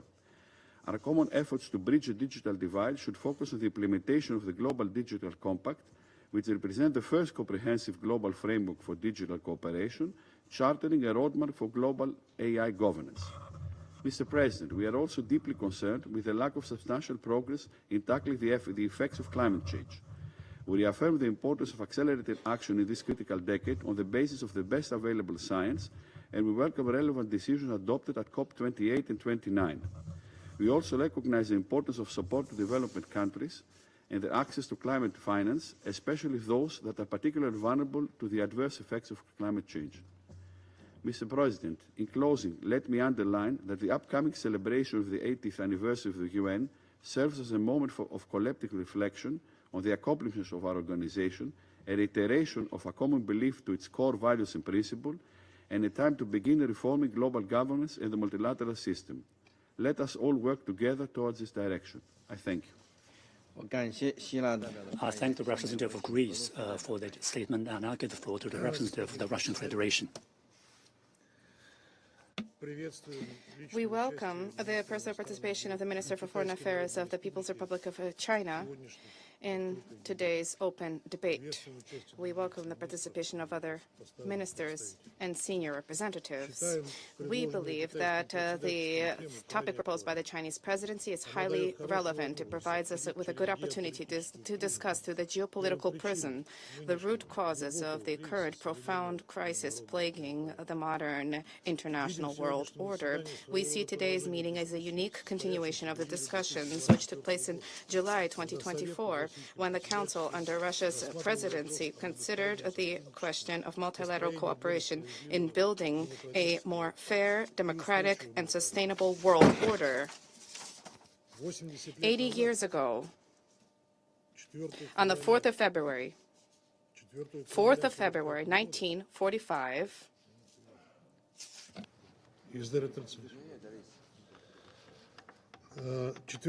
on the 4th of February, 1945, the Yalta Conference began. During this epochal meeting, the contours of the post-war world order were set out, at the heart of which was the United Nations. In the international legal dimension, the Charter of the United Nations first set out the equality of all states, ridding the world of patterns of legitimization of the claims of certain countries to domination. The result of this groundbreaking decision was the process of decolonization, which gifted freedom to numerous enslaved peoples. Furthermore, despite all of its strengths and weaknesses, which politicians and academics continue to to debate. The United Nations as a whole fulfilled its founding purpose, namely preventing a new world war. However, today the world has come closer than ever before to a dangerous threshold. It is teetering on the brink of a direct military confrontation between nuclear powers. The West, operating through the rules-based order template, is agreeing to, in circumvention of the United Nations, decisions and key topics of the majority of countries, for the majority of countries, and subsequently portraying these solutions as universal solutions and imposing them on others.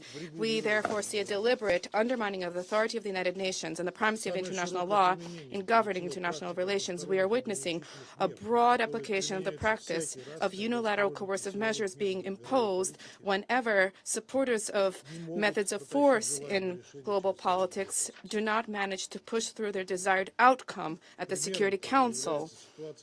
An example of this is the situation in Iran. After the expiration of a number of restrictions in Resolution 2231 in October 2024, European countries failed to adopt practical measures to lift restrictions against Iran, extending them indefinitely at the national level. Let us recall that the only body authorized to impose sanctions is the Security Council. Any other measures are unlawful in nature. However, sanctions by the Council themselves are not etched in stone. As with any other instrument for the maintenance of international peace and security, the Council has a duty to proactively work to update them, to adapt them, to reflect new realities and ensure their effective implementation. In this vein, it is clear that the current restrictions imposed against the DPRK is not helping to normalize the situation on the Korean Peninsula, and a major revision is long overdue. Failure to abide by the UN Charter and a reckless approach to Security Council resolutions on a number of acute international issues has now become the hallmark of the West. From the poorly hidden disclosures of many Western politicians and diplomats, we see that for their capitals, Security Councils are meaningless. They, with marked regularity, are not being implemented, or they are merely viewed as being non-binding. Behind these actions, there's a keen desire to preserve the neocolonial system of exploitation, allowing its ruling elites and financial industrial capital to parasitically plunder the resources of developing countries. Russia has been undertaking efforts to advance anti-colonial and anti-neocolonial agendas at the United Nations, including the adoption of the General Assembly Thematic Resolution in December 2024. In the context of efforts to resolve the Ukrainian crisis, it is becoming clear who genuinely advocates a more fair, equitable, more equal world, and who are living in the past and are striving at any cost to make their geopolitical agendas a reality. Any state claiming to act as a mediator and proposing peace initiatives must first and foremost clearly understand what caused this conflict. The root cause of this conflict is the disregard for the legitimate interests of the Russian Federation in the area of security, and an aspiration to inflict a geopolitical defeat on Russia, as well as failure by the regime which seized power following an institutional coup. The Kiev regime's failure to comply to respect the rights of the entire population of Ukraine, and the obligation of any normal government before all of its citizens. Alongside the achievement of the goals of the special military operation, Russia has been advocating the establishment of a system of indivisible and equal security in Eurasia, through which all states can be confident in their own security and will not attempt to uphold them at the expense of others' interests. The Russian president has advanced an initiative on this matter. It is in keeping with the ideas of many countries located on our shared continent, there is no doubt that a comprehensive approach to multilateralism hinges on the purposes and principles of the United Nations Charter. Alongside the establishment of a multilateral world order with a shift of the center of power to the global south, there's a growing need for the adaptation of global governing institutions to reflect modern-day realities, and first and foremost for there to be reform of the United Nations and its Security Council. We advocate greater representation at the Security Council of African, Asian, and Latin American states. The unjustified domination at the Council of Western States as successors of colonial powers is a relic of the past. There have been tectonic shifts in the global economy. The share of BRICS countries in the global GDP is a little more than 37%, and has surpassed the share of countries of the G7, 29%. The reform of the global financial architecture needs to reflect these processes. Of paramount importance is the prompt reform of the Bretton Woods institutions and the WTO, whose work is needs to be based on and reflect the real weight of non-Western centers of economic growth. What do we see in this area? Merely attempts by the OECD to stymie meaningful reform and to cling to the existing system, which allows for financial instruments to be used as weapons of mass destruction, which is further resulting in fragmentation of the global economy. There's an ongoing colonialist practice of imposing ideological designs and political solutions and socioeconomic models which are geared towards plundering sovereign states. Resources, according to existing assessments, developed countries have siphoned off of countries in the global south since the adoption of the 1960 Declaration on Decolonialization, siphoned off resources amounting to $62 trillion. An unprecedented campaign has been unleashed of unilateral coercive measures afflicting countries in Africa, Asia, and Latin America.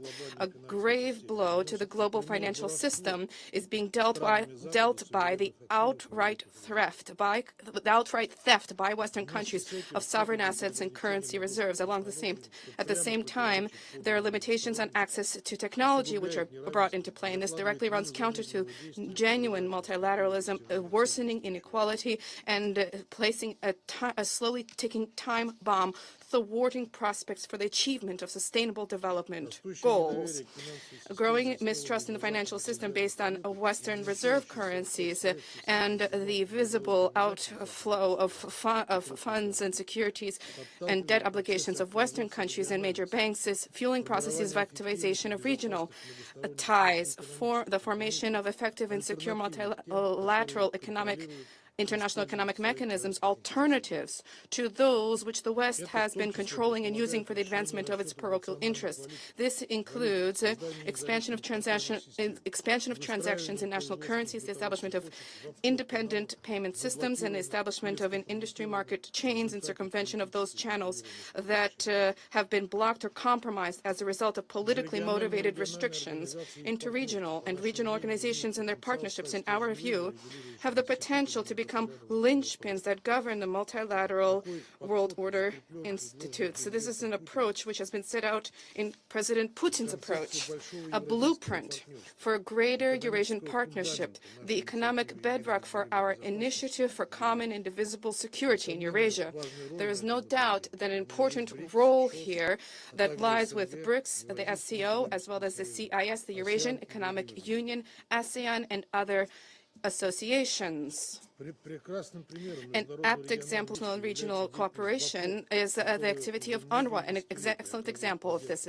For many decades, they have been providing assistance to Palestinians in humanitarian assistance, education, healthcare, and social services on the occupied Palestinian territory. Essentially, UNRWA has been doing everything which the occupying power, West Jerusalem, has an obligation to do. The occupying power, which has been waging an unprecedented persecution against UNRWA. the ongoing work of the agency without obstacles as a ticket to the survival of the residents of Gaza and the West Bank. Today, UNRWA for the residents of Gaza is the their sole last hope to which there is no and can be no alternative. Our duty is to protect the mandate of the interests of the agency to advance its work, its unique work for the Palestinians, both in the occupied Palestinian territory and in neighboring Arab countries. In this connection, we support the call of the UN Secretary-General and the General Commissioner of UNRWA to Israel for it to comply with its international legal obligations and to lift the Knesset legislation for the prohibition on UNRWA's activities.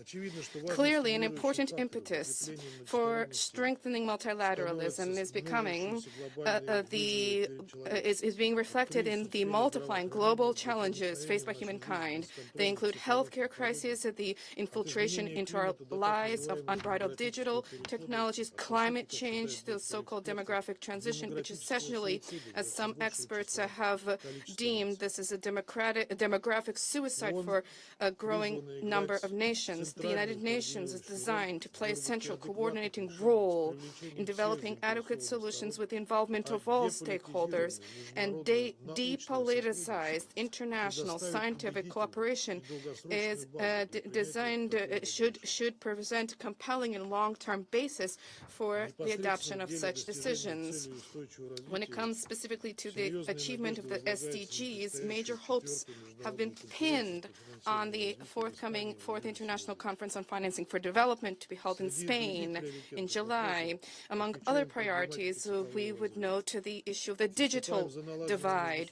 We advocate the establishment of international dialogue and stepping up the activity of specialized international organizations with the aim of reducing digital inequality, providing assistance to developing states and states with transitional economies, and fleshing out national legislation and high technology infrastructure for the digital economy. Discussions on the above-mentioned issues need to take place without slipping into futile polemicism. Otherwise, tangible results will be beyond reach. There's a need to restore professionalism in diplomacy, a culture of dialogue, the ability to listen, to hear others' views, to preserve channels for crisis communications. There is a bedrock for this, and that is the Charter of the United Nations. If all parties, barring none, respect its spirit and letter, not interpreting it selectively for the advancement of geopolitical interests, the United Nations is in a position to resolve current disputes and reach common ground on the majority of issues facing it. Thank you. I thank the representative of Russian Federation for his statement. Now I'll give the floor to France. Mr. President, I thank you for convening this meeting. At a time when global governance is challenged by the proliferation of crises, we must not succumb to the temptation of unilateralism. This path would bring us simply to widespread confrontation, pitting everyone against everyone else. That would work to the detriment of one and all, even those convinced of their superlative strength. We reaffirm our support for multilateralism, compliance with international law, and for the values of cooperation and solidarity. Last September, we adopted the Pact for the Future in order to breathe new life into multilateralism and expedite the achievement of Agenda 2030. At a time when we prepare to celebrate the 80th anniversary of the United Nations, this document reaffirms that collective action is necessary to overcome current challenges and those that will arise tomorrow. In this vein, France organized the Summit for a New Global Financing Pact at the beginning of February this year, and also the summit, the AI Action Summit. We must rethink our governance system to render it more effective, more representative, and fairer. We also need to go further when it comes to the climate and biodiversity. This strategy continues to bear fruit, as demonstrated by the adoption of the BBNJ Treaty in 2023. 10 years ago, 195 states gathered together in Paris and decided to resolutely expedite the struggle against climate change, their goal being to limit the average temperature rise to 1.5 degrees Celsius. We must now get everything battle-ready to ensure that the Paris Accords turn into tangible action. Mr. President, it is because France trusts in the United Nations that we champion an ambitious reform of it. Turning to the Security Council, our position is clear. An expansion of the 2 membership categories in order to preserve its legitimacy is vital, as well as to increase its representativeness. It is illogical that Africa does not feature among permanent members. That must change. France has for 20 years stated, and this is set forth in the G4 model, that 2 African states must hold permanent seats. Here I reaffirm that their demand for veto power is legitimate. The Security Council must be able to take action and perform its role in terms of the maintenance of international peace and security. The international community has lofty expectations of the Security Council. For Palestine, for Ukraine, for Sudan, and for so many other regions in the world, we must do more. France believes that the veto power is not a privilege to be used at will, but rather a unique responsibility. It is with this in mind that France, since 2015, has, alongside Mexico, championed an initiative to suspend the use of the veto in situations of mass atrocities, that is, crimes of genocide, crimes against humanity, and war crimes on a large scale. 106 states have already extended their support to this initiative, and in the Pact for the Future, we have committed to stepping up our efforts on this matter. Let us prove ourselves worthy of expectations in this regard. Thank you.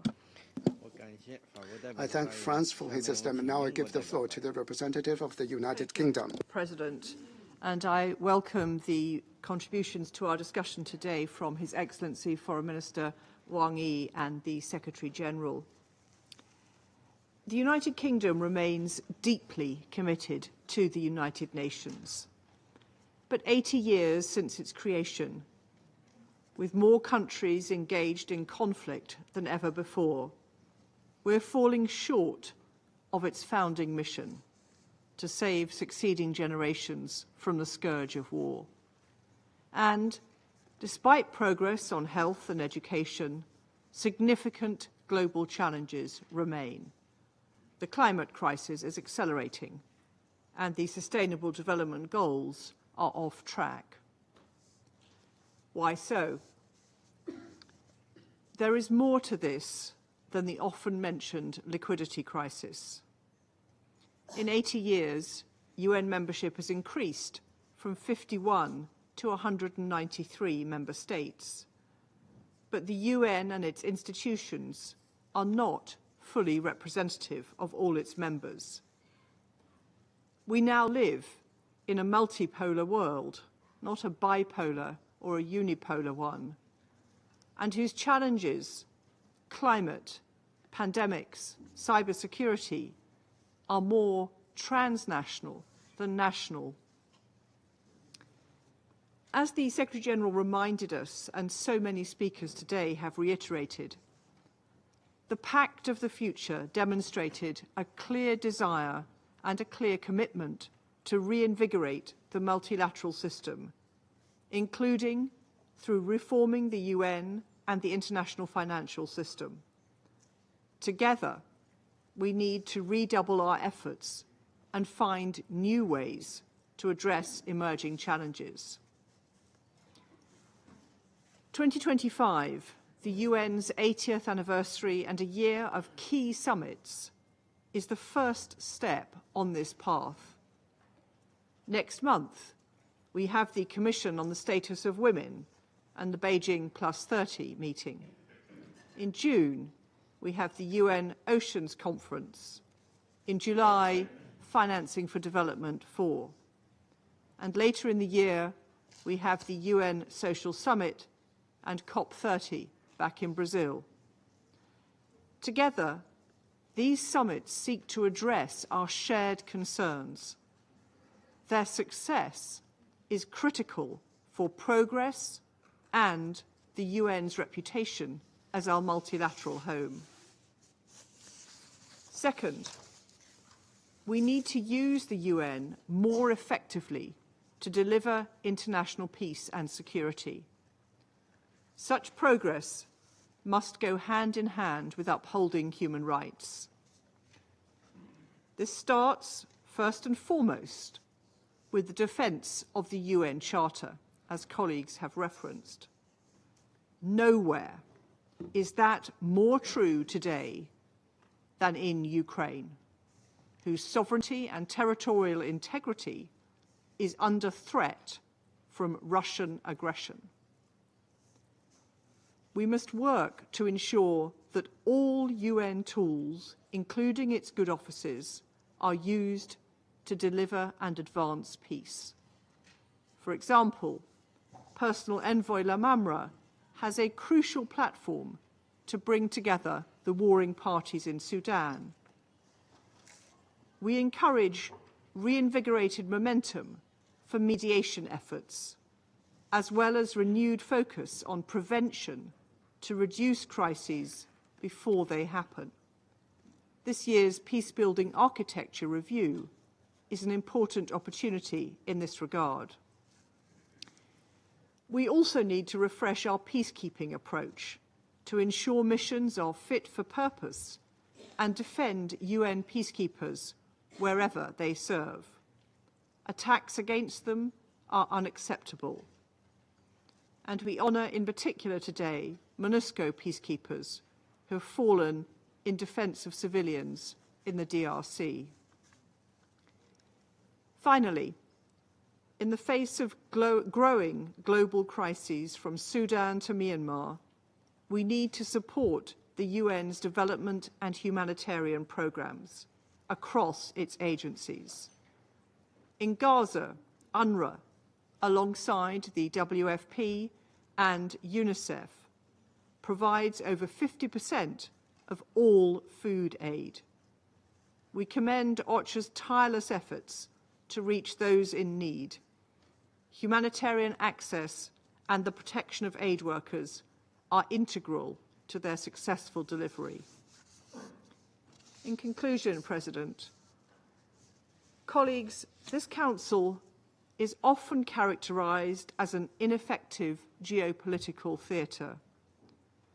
While reform of its membership is needed, and the UK supports that, this body has the tools to implement its peace and security mandate.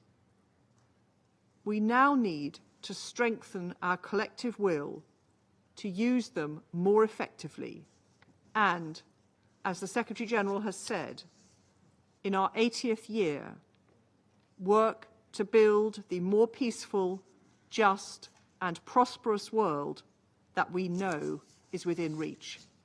I thank you. I thank the representative of the United Kingdom for the statement, and I now give the floor to the representative of the United States. Mr. President, for organizing this meeting to review where the UN stands on its principles and purpose as we go into its 80th year. The United States helped found the United Nations after World War II to prevent future global conflicts and promote international peace and security. But UN agencies and bodies overall have drifted from their core missions. We need to take a closer look at where this institution is falling short. For example, there is a long-standing, deep anti-Israel bias within the UN that has only grown stronger since Hamas's brutal attack against Israel on October 7th, 2023.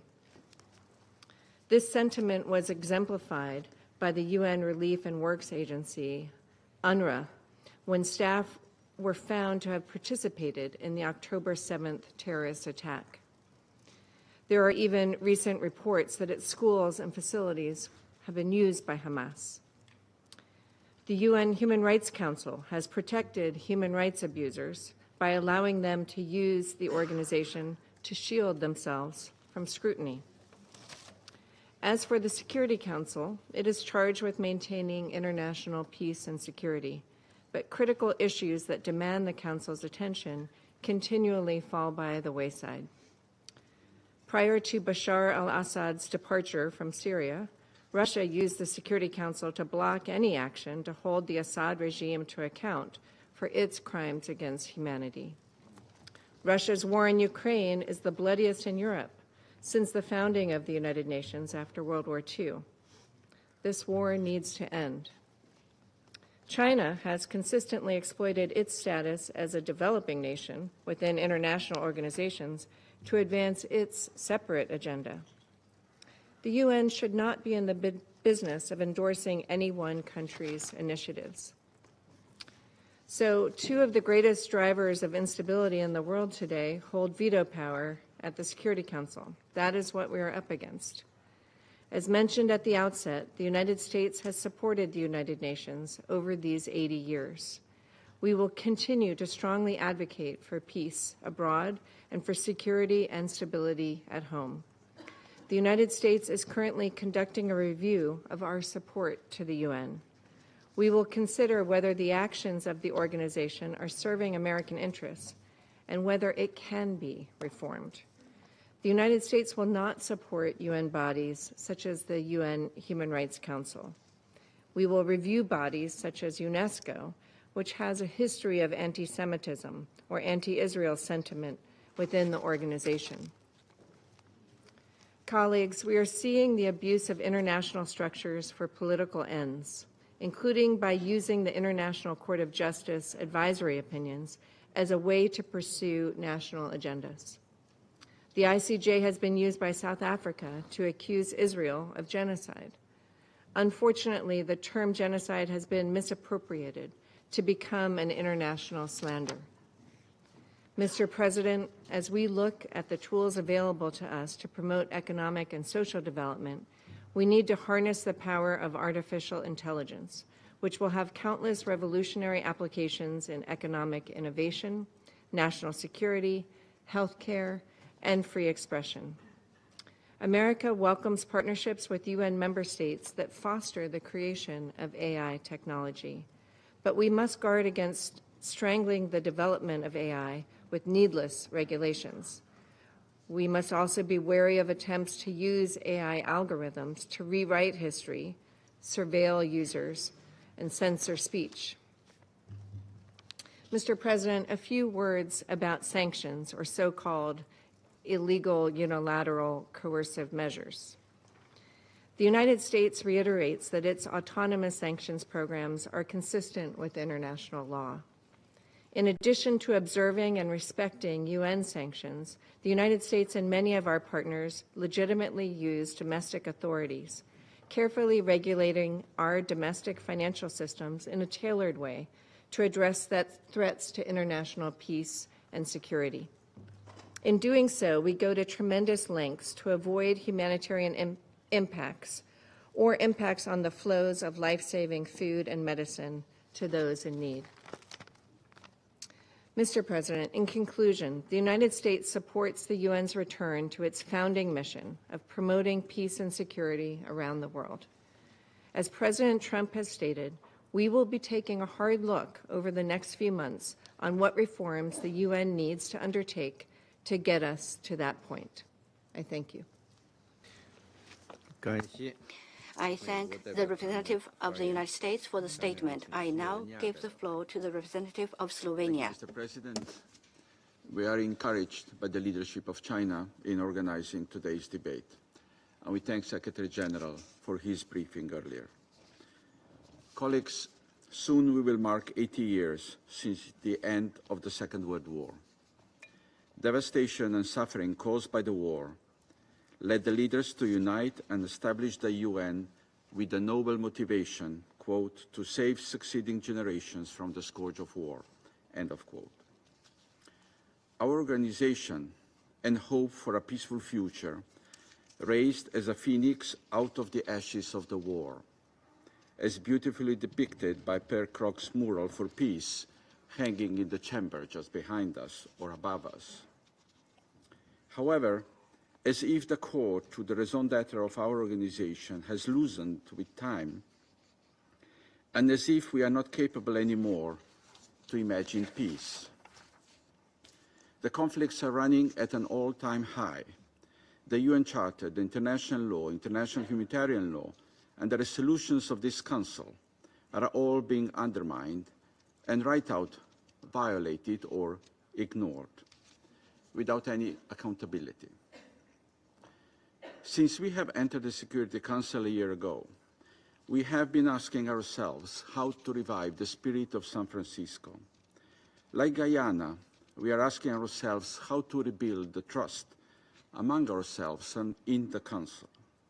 And like Sierra Leone, we are wondering how to reverse the erosion of international order based on international law and built around the organization. These questions led us to organize the Leadership for Peace open debate during the Security Council presidency in September last year. Together, we adopted a presidential statement and recommitted to our responsibilities and roles. The number of speakers then and today is a testament of our continuing belief in the United Nations. Mr. President, let me make 3 points on how Slovenia sees the way forward. And they are: focus on what we have in common, address new non-traditional security threats, and protect achievements of the past 8 decades. First, international community joined under the umbrella of the United Nations continues to share most noble aspirations. We committed to a world free of fear and free of want. We committed for every human to be able to have her needs, rights and dignity protected and promoted. These goals continue to unite us. Last year we adopted the Pact for the Future, for a world that is safe, peaceful, just, equal, inclusive, sustainable and prosperous. A world in which well-being, security and dignity and solidarity and healthy planet are assured for all humanity. We agree with you, Mr. President, as with many other colleagues who are convinced that the Pact is a good and broad enough basis to implement our common aspirations. Second, international community joined under the umbrella of the United Nations should acknowledge the profound global transformation we are experiencing today, a transformation that is adding new, non-traditional concerns to the existing ones. Climate change and environmental threats can fuel conflicts. Water-related risks are a challenge to the resilience of societies. Cyber attacks on critical infrastructure, hospitals and government institutions can bring the world to a standstill. Disregard for safety and protection of nuclear power plants can hinder lives of generations to come. Terrorism continues to threaten security and well-being of all our citizens. These new security concerns don't stop at our borders. They don't recognize regional divisions. They represent our shared concern, our common threat. And the Council should step up efforts in addressing them. So let us commit to fighting these challenges and let us do it together. UN community is our strength. And my third and last point, international community joined under the umbrella of the United Nations should be proud of its past achievements. A major contribution of the UN with its legal framework is that it enabled the power of rules to replace the rule of power.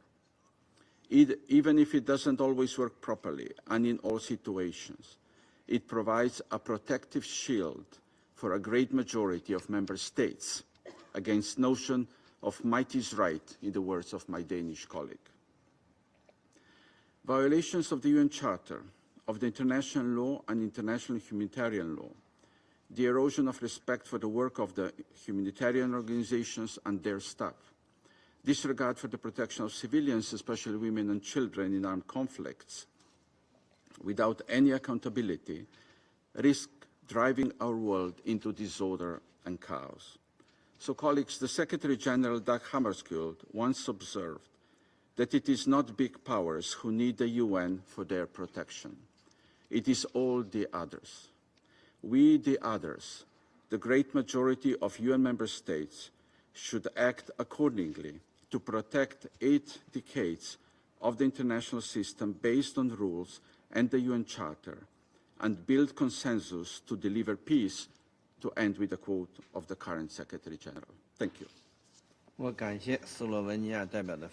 thank Slovenia for the statement, and I now give the floor to the representative of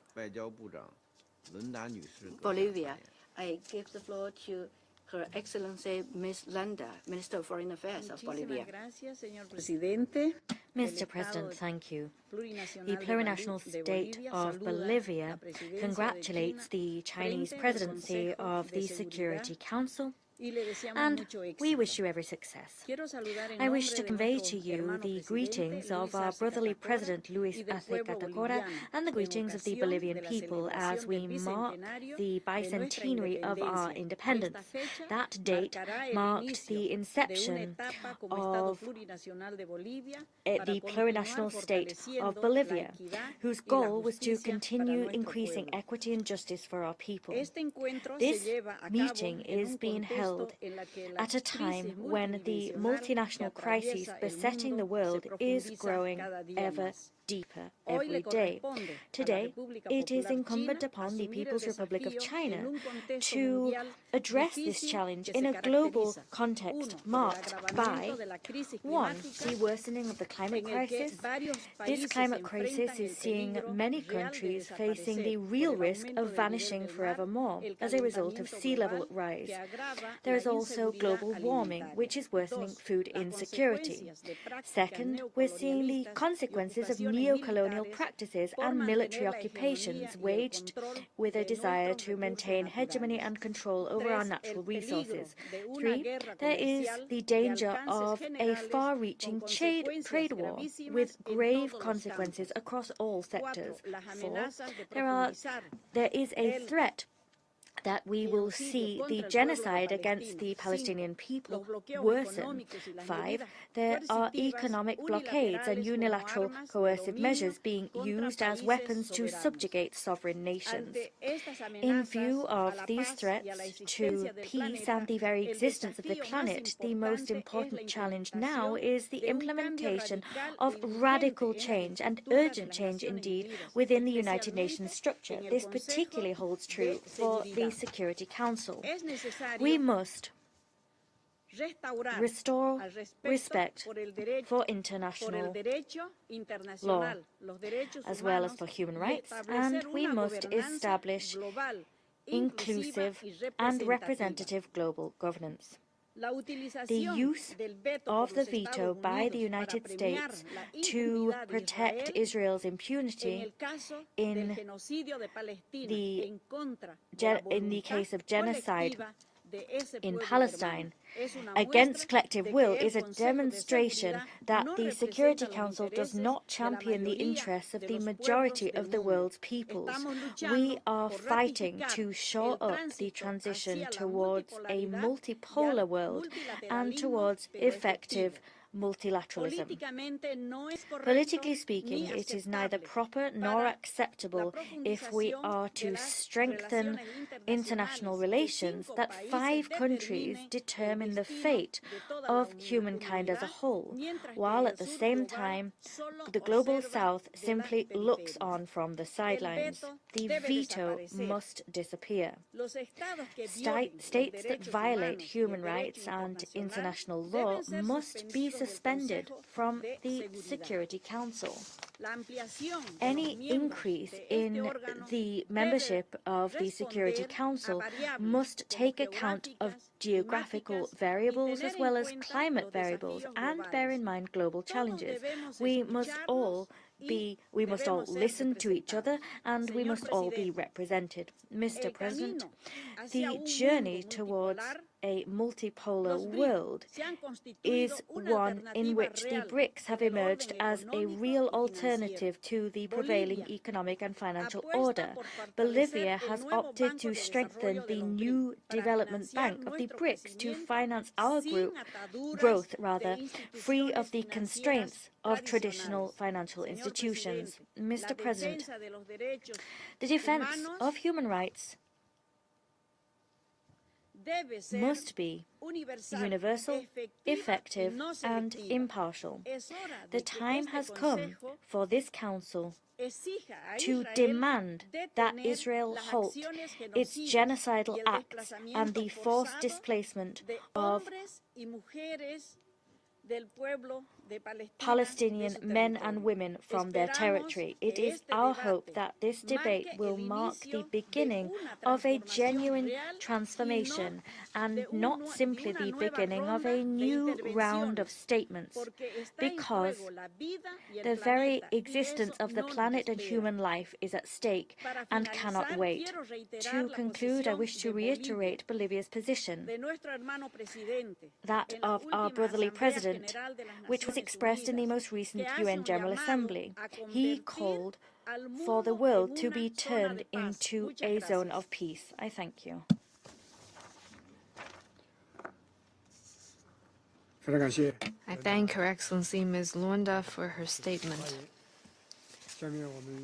I now give the floor to His Excellency Mr. Peter Szijjártó, Foreign Minister of Hungary. Thank you so much, dear Minister, my dear friend, dear colleagues. For the couple of recent weeks, we have been living in a totally new global political reality. The outcome of the US presidential elections have changed basically everything. The whole Western world has received a new leader carrying out a patriotic and sovereignistic political strategy, considering national interest as number one, standing on the basis of common sense, going against the woke ideology and launching a freedom fight against the global dictatorship of the international liberal mainstream. We Hungarians have been doing this for the last 15 years, carrying out a conservative, Christian, patriotic, pro-peace, anti-migration political strategy, for which we have been under tremendous attacks, tremendous and continued attacks carried out by the representatives of the woke ideology and the representatives of international liberal mainstream. And I have to tell you, Mr. President, dear colleagues, that the woke ideology and the international liberal mainstream have poisoned international politics and international relations. Therefore, the last years have become the age of dangers and conflicts. Huge amount of money, multiple tens of billions of dollars have been invested into campaigns, blackmailing and insulting patriotic governments all around the world, interfering into domestic political procedures and elections. International politics have been totally lacking mutual respect. What we had instead?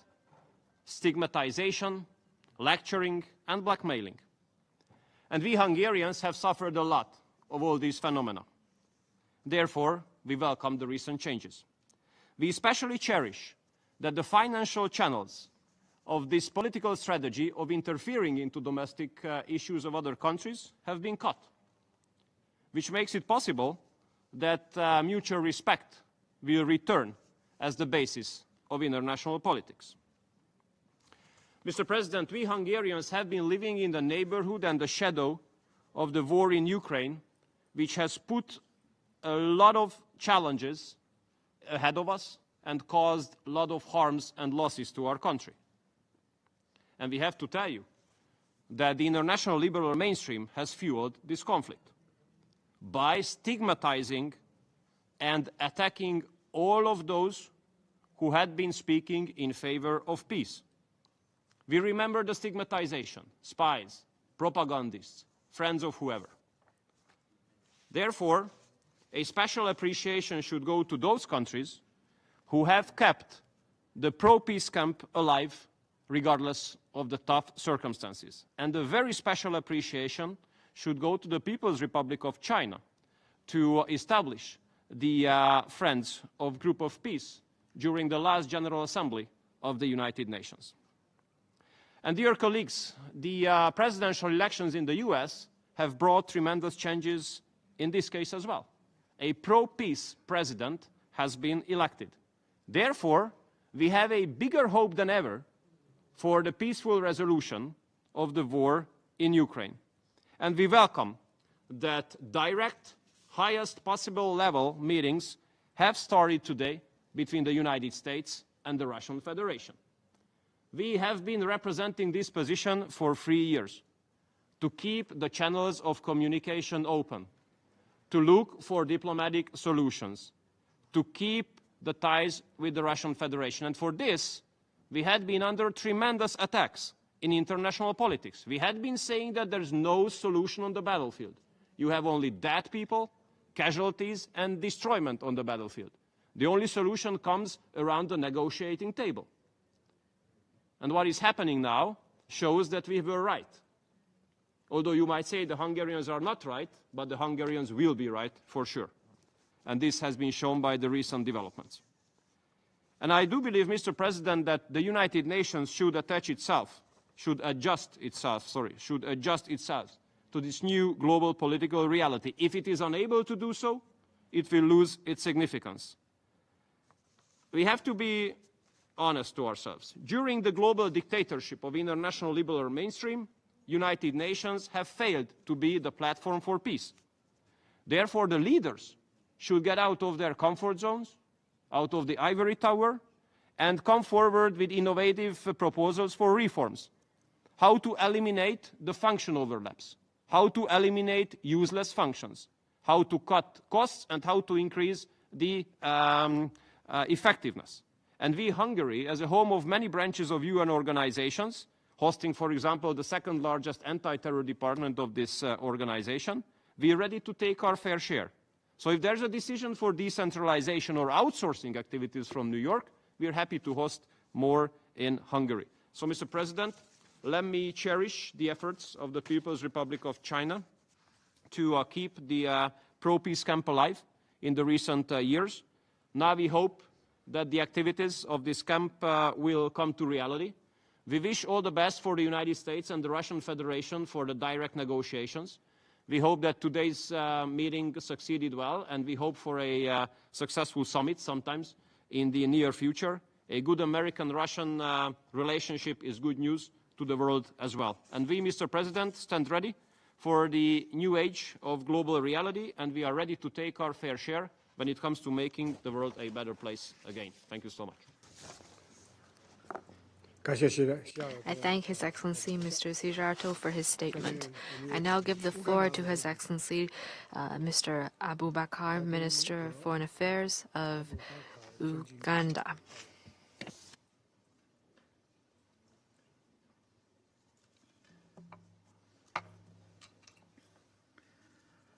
Mr. President, members of the Council, invited guests, ladies and gentlemen.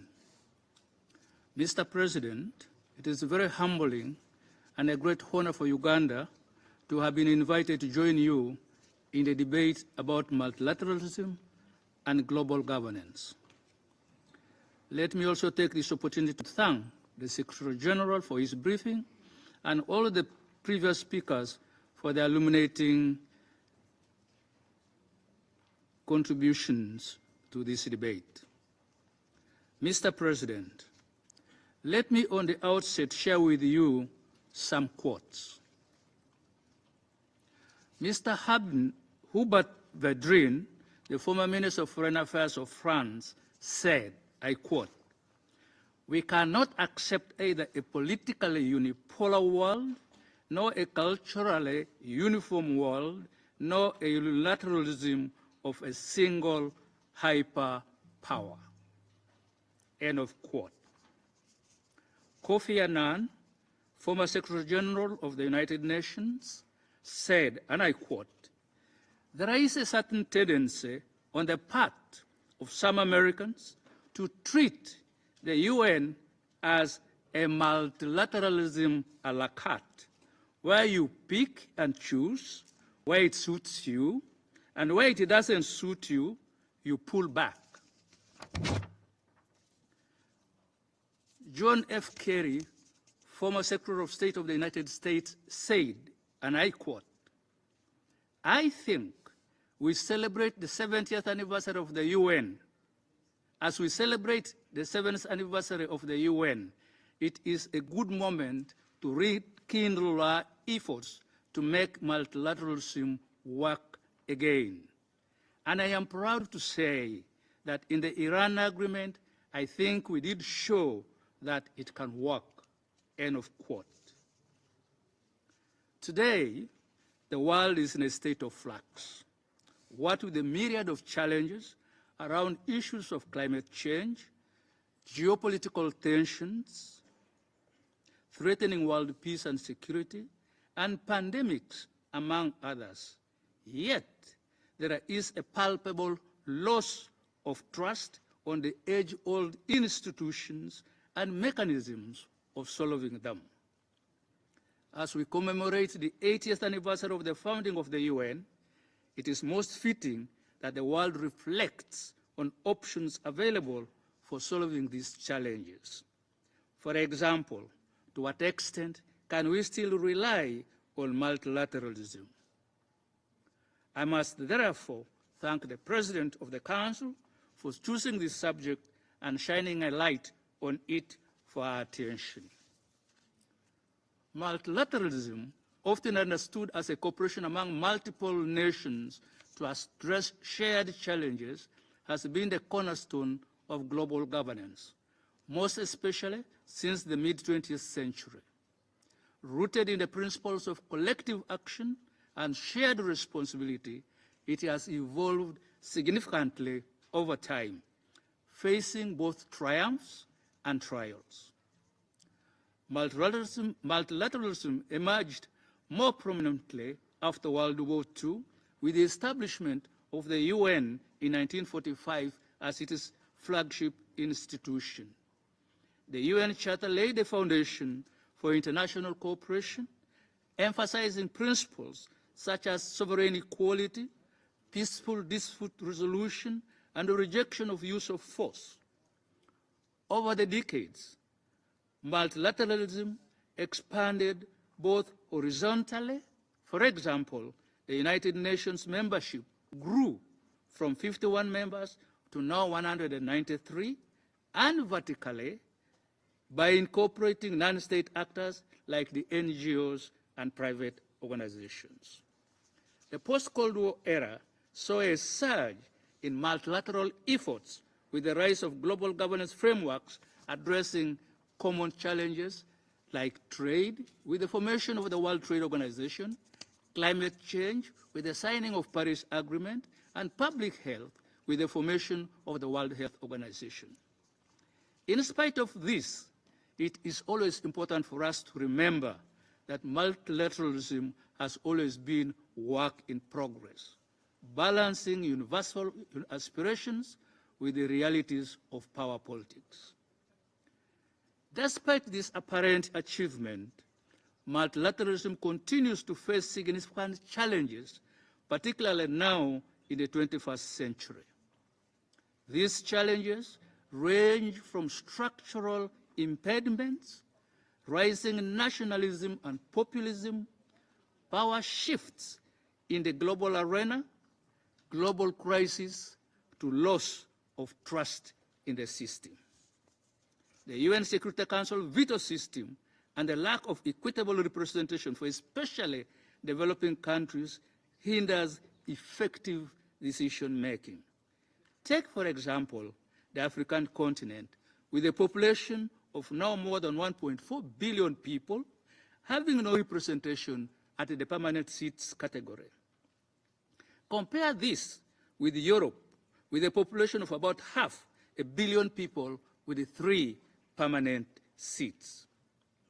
We could make the UN Security Council more representative and effective if we considered expanding both the permanent categories and the non-permanent categories, particularly by rectifying the injustices meted out to Africa and granting Africa 2 seats in the permanent category and 3 additional seats in the non-permanent category. Many world leaders have disavowed multilateral agreements, prioritizing unilateral actions instead. For example, when you withdraw from the Paris Climate Change Agreement or from the World Health Organization, you are effectively condemning multilateralism to doom. The 21st century is significantly different from the 20th century. Nations that didn't exist then are members of the UN now. Significant economic progress in a number of countries, particularly in the global south, now means power dynamics have shifted. The shift has major implications. Parallel structures have emerged, and Western domination of institutions is now challenged. The recent outbreak of COVID-19 significantly exposed limitations of the existing multilateral mechanism in coordinating global response. The above scenario have led to polarization and inequality, weakened trust in the multilateral institutions, making collective action more difficult. As John F. Kerry, whom I quoted earlier, did indicate, there is a need to rebuild trust and confidence in the global institutions. The picture I have painted above is rather depressing and fatalistic. However, you could examine ways and options to make multilateralism adapt to contemporary realities and become robust and effective in dealing with existing challenges. I would like to propose that we look at the following. 1, we must endeavor to introduce inclusive reforms. Efforts must be undertaken to modernize the UN, the World Trade Organization, and many other institutions so that they better reflect the current realities. These reforms should better reflect the priorities of the developing countries and ensure geographically diverse representation. 2, we must adopt a multi-stakeholder approach involving NGOs, private actors, and civil society in global governance can foster more flexible and responsive solutions. 3, we should take advantage of technological advances. Digital tools and platforms can enable new forms of collaboration. However, we must remain wary of challenges of interference and data governance issues. 4, initiatives like the UN Foundation's Our Future Agenda are harnessing the energy and creativity of the youth to drive innovative solutions to sustainable development. Such initiatives must be supported. 5, the 2030 Agenda for Sustainable Development and the Pact for the Future provide a roadmap for renewed international cooperation, emphasizing equity and intergenerational responsibility. In conclusion, it is important to note that multilateralism, while facing significant challenges, remains indispensable for addressing global issues that transcend national borders. Its history demonstrates resilience and adaptability. Its future depends on the willingness of state and non-state actors to reimagine and to revitalize the system. As the world grapples with existential threats like climate change, pandemics, and geopolitical tensions, the need for effective multilateralism has never been greater. By embracing inclusivity, innovation, and solidarity, humanity can redefine what is possible together. I thank you, Mr. President. I thank you all for listening to me. I thank His Excellency General Abu Bakr for his statement. I now give the floor to Vice Foreign Minister of Saudi Arabia, His Excellency Mr. Al-Hariji.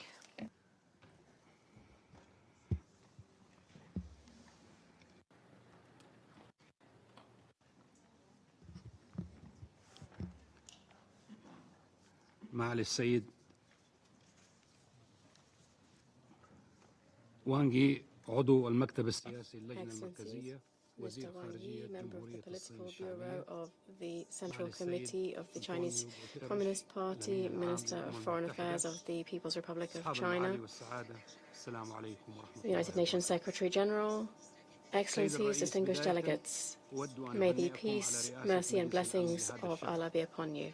Allow me to begin by congratulating you on your presidency of the Council this month, and allow me to extend my sincere thanks for inviting us to this discussion to discuss ways to implement international multilateralism and reform global governance and its complementary mechanisms. Indeed, this meeting is being held among the most sensitive and delicate junctures, which leads us to identify the shortcomings that are preventing international multilateralism from fully playing its role.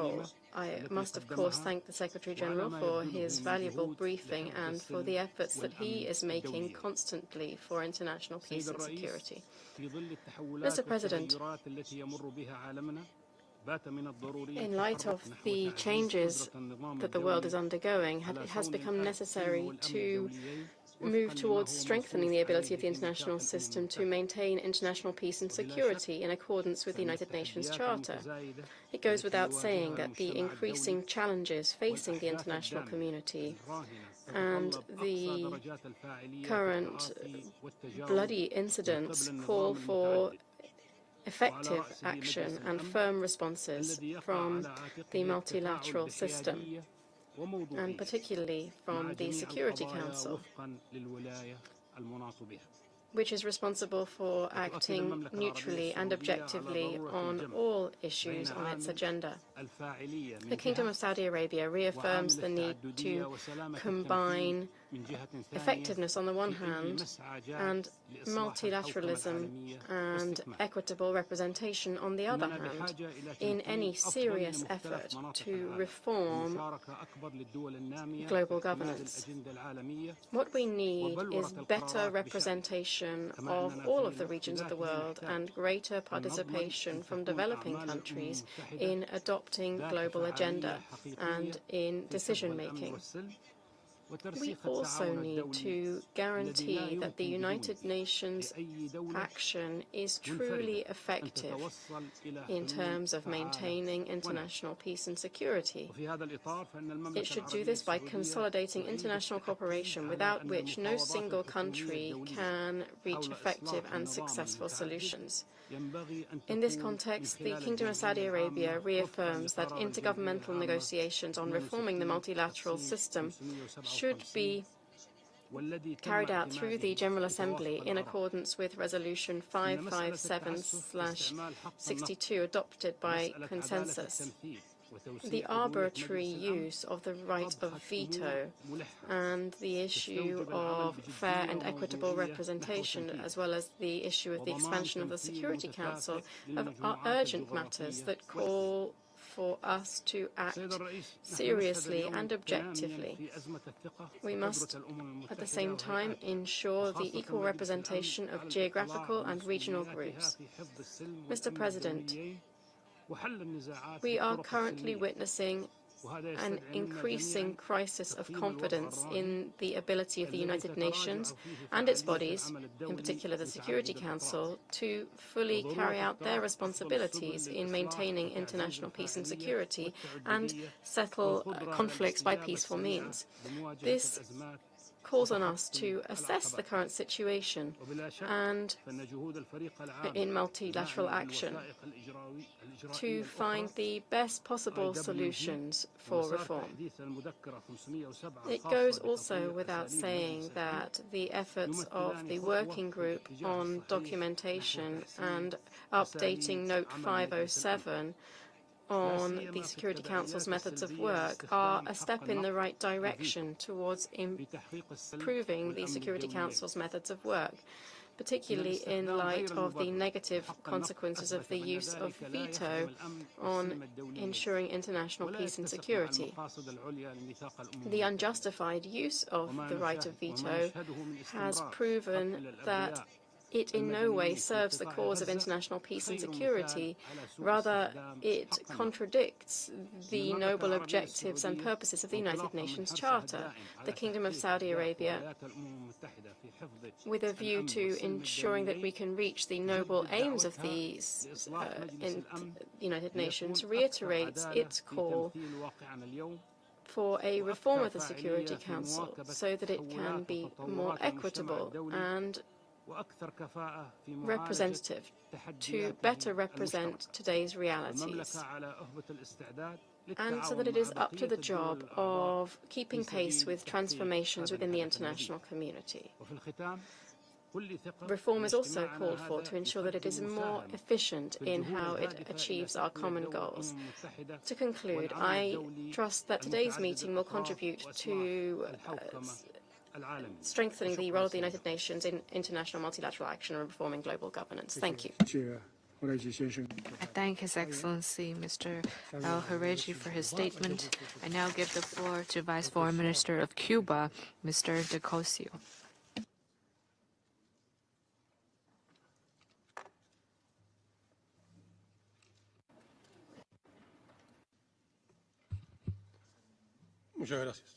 Thank you very much. Your Excellency, Mr. Wang, Minister of Foreign Affairs of the People's Republic of China and President of the Security Council. We support the statement delivered by the Bolivarian Republic of Venezuela on behalf of the Group of Friends in Defense of the United Nations Charter. We value highly the initiative of convening this open debate. We recognize China's relevant role in defending multilateralism, diplomacy, global development, and peace. As we approach the commemoration of the 80th anniversary of the United Nations, the world stands at a complex crossroads, characterized by serious and growing threats to international peace and security, and a gradual erosion of the foundations underpinning this very organization. Today's meeting invites us to reflect on its essential role in preserving international peace and security. We have witnessed the withdrawal of the greatest global power from international bodies, with utter contempt for their important work. We have witnessed the support and involvement of this great power with no ethical nor moral misgivings in the expansion of the genocide against the Palestinian people. We have witnessed statements on plans to take land and on ethnic cleansing and annexation.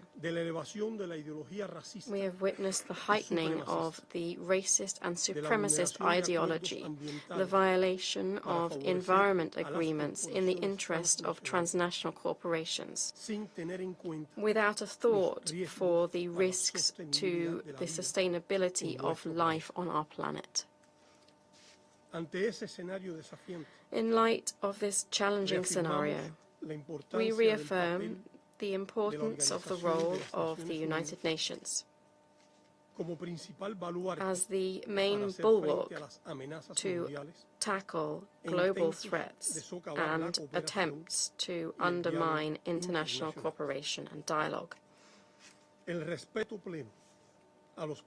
Full respect for the principles and purposes of the UN Charter and the rules of international law, as well as the defense of multilateralism, are all vital in this international scenario, which is becoming increasingly dangerous and complicated, and where the security and well-being of our nations are facing unprecedented challenges. We reiterate the appeal to urgently embark on deep-rooted transformations of this organization to benefit present and future generations. In the same vein, we oppose trends to privatize the organization and to turn it into an instrument to represent the interests of the great powers and great transnational capital. It's increasingly clear that the world needs to look towards building a new international order involving us all. A debate such as this can help, and Cuba is committed to contributing. This must be an order in which all nations are able to contribute and to be truly represented on an equal footing. It must be a sustainable order, one that promotes peace, security for all, social justice, equitable prosperity, respect for cultural, ethnic, and religious plurality. It must be an order that promotes democratic access to science and technology and to human rights for all, not only for the privileged elite. It must be an order based on solidarity, on cooperation, and on respect for the right of every country to choose its political, economic, and social system without foreign interference. The role of the General Assembly must be revitalized and strengthened without meddling from the Security Council in its work. It's urgent to reform the Security Council itself and to turn it into a truly transparent, inclusive, democratic, and representative body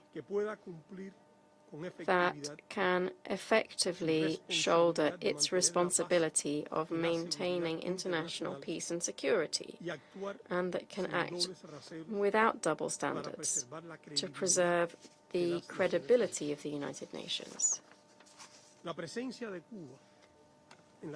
Cuba's presence on the arbitrary United States list of states that allegedly sponsor terrorism, that government publishes as a coercive tool, is an act of aggression, an act that quite rightly triggers the rejection of the international community. It is a gross manipulation of the fight against terrorism. It's a way of attacking countries that it identifies as adversaries for the simple act of defending their sovereignty and their right to self-determination. It is, further, a blatant manifestation of the problems of the current international order.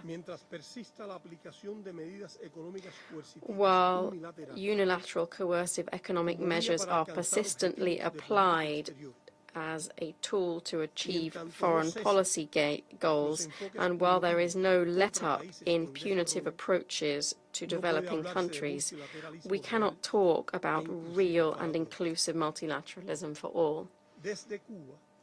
In Cuba, we have supported the global initiatives proposed by China. They are an expression of its determination to defend peace around the world, to defend dialogue and international cooperation, to defend equality among nations and peoples, to defend complementarity and the rejection of hegemonism and unilateral coercive measures.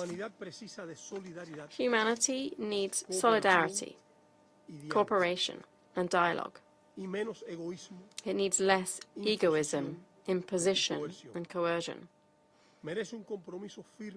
Humanity deserves steadfast and renewed commitment to multilateralism, to guarantee peaceful coexistence, to preserve international peace and security, and to find lasting solutions to systemic problems. You will always be able to count on Cuba in this endeavor. Thank you very much.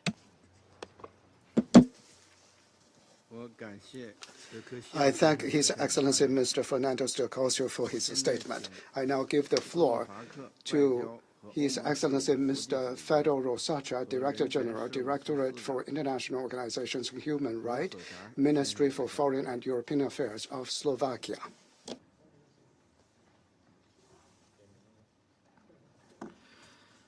Mr. President, thank you for convening this open debate on the important issue of multilateralism and improving global governance.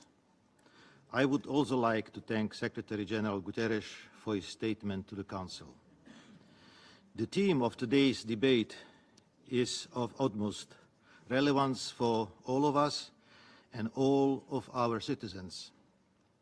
We all share a common interest in a workable international system, particularly in the context of international peace and security.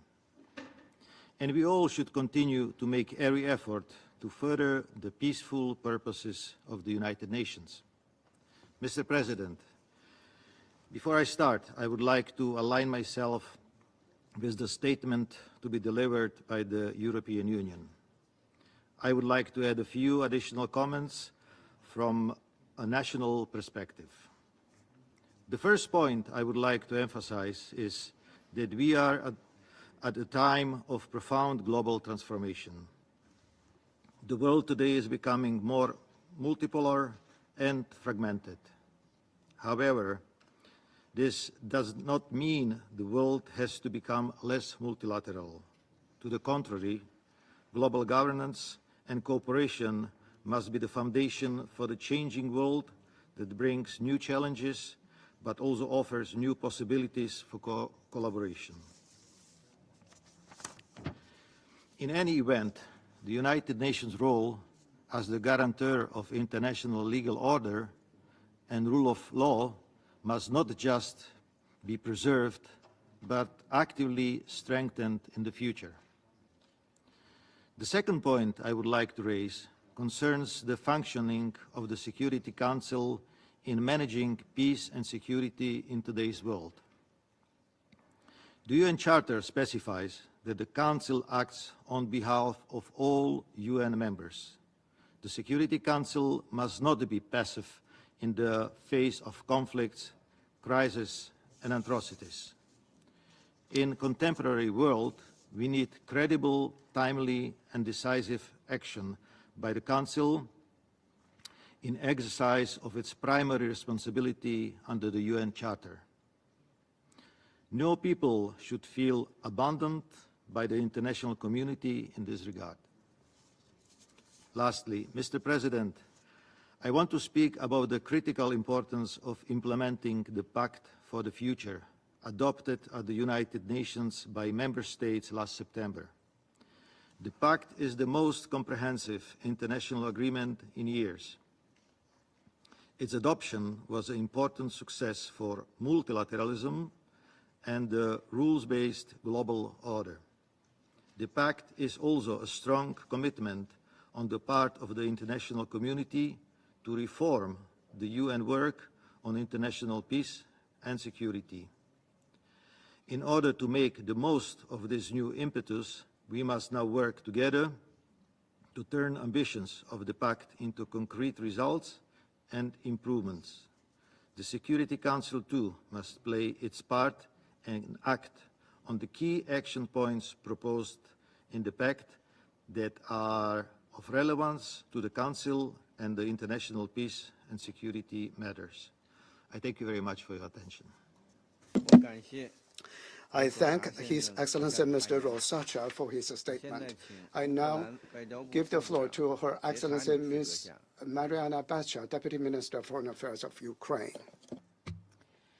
Mr. President, Ukraine commends the initiative of the Presidency of China to hold this important debate and takes note of the briefers' presentations. As it rightly pointed out in the concept paper for this debate, our world has entered a new period of turbulence and changes. This means, in particular, that the foundations of multilateralism that was supposed to be the bedrock of the global security and stability are under immense strain. The Russian Federation's war of aggression against Ukraine is among the starkest manifestation of this crisis. The very institutions, first and foremost the UN, rooted in international law and designed to prevent such conflicts, unfortunately failed to stop the aggressor. It is true, as the concept note reminds, that thanks to the UN efforts, no new world war has happened. However, this offers little consolation to those Ukrainians whose towns have been completely destroyed, to the scale comparable to or even exceeding the devastation of the Second World War. This war is not only about Ukraine. This war is not only about Europe. The Russian Federation has turned food and energy into weapons, exacerbating global crisis. Its manipulation of energy supplies has destabilized markets far beyond Europe. Its nuclear threats undermine decades of non-proliferation efforts. This is a direct assault on global security and stability. Moreover, suffering, destruction, and casualties are not confined to Ukraine only. They are also endured in other conflicts across the globe, in particular in Africa and the Middle East. Beyond this, we confront the attempts to undermine the credibility and efficiency of key multilateral institutions from inside. Nowhere are these malicious attempts more evident than in this particular chamber, where a state that wages a war of aggression enjoys the privilege of permanent seat and veto power. The Security Council cannot serve its primary function if it is paralyzed by those who actively undermine this mission. The situation exposes a structural flaw within the Security Council and in the existing global governance system as a whole. To address it, our multilateral system must be strengthened with preventive and enforcement mechanism. We're convinced that concrete actions are required to ensure that a state in the permanent seat, which is involved in a conflict or a situation that the Council is considered, is limited in the exercise of its veto right, as it cannot do it impartially due to a conflict of interest. If irresponsible behavior, even from the permanent seat, comes at a cost, the integrity and efficiency of our platform will be secured. If the UN begins to resemble a boxing ring with fighters, their supporters and passive spectators, the prospects for the global security will be very bleak. Distinguished colleagues, achieving comprehensive, just and lasting peace for Ukraine will be a litmus test for multilateralism, and it will be also a litmus test for the UN. As most of you are aware, we have submitted a draft resolution of the General Assembly on the matter dedicated to the anniversary of the full-scale war of Russia against Ukraine. It will be adopted on February 24th. In that draft, we in particular propose to acknowledge multilateral processes aimed at achieving just peace consistent with this charter, with the UN Charter, as well as efforts by various members in presenting their visions for settlement.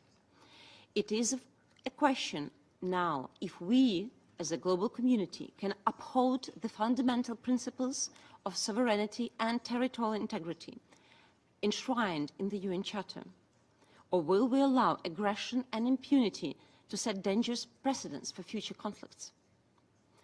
The answer will determine whether multilateralism remains a viable mechanism for global peace or whether it will erode into irrelevance. We believe that international support for Ukraine's fight for freedom and independence implies joint upholding the territorial integrity and sovereignty as imperative principles of international law, as well as returning to the respect for the UN Charter. I encourage you to support this draft, as it will be the right answer to the above questions. We are confident that support of Ukraine in a situation of illegal, unprovoked, and unjustified Russia's war of aggression means support of the territorial integrity as a UN principle.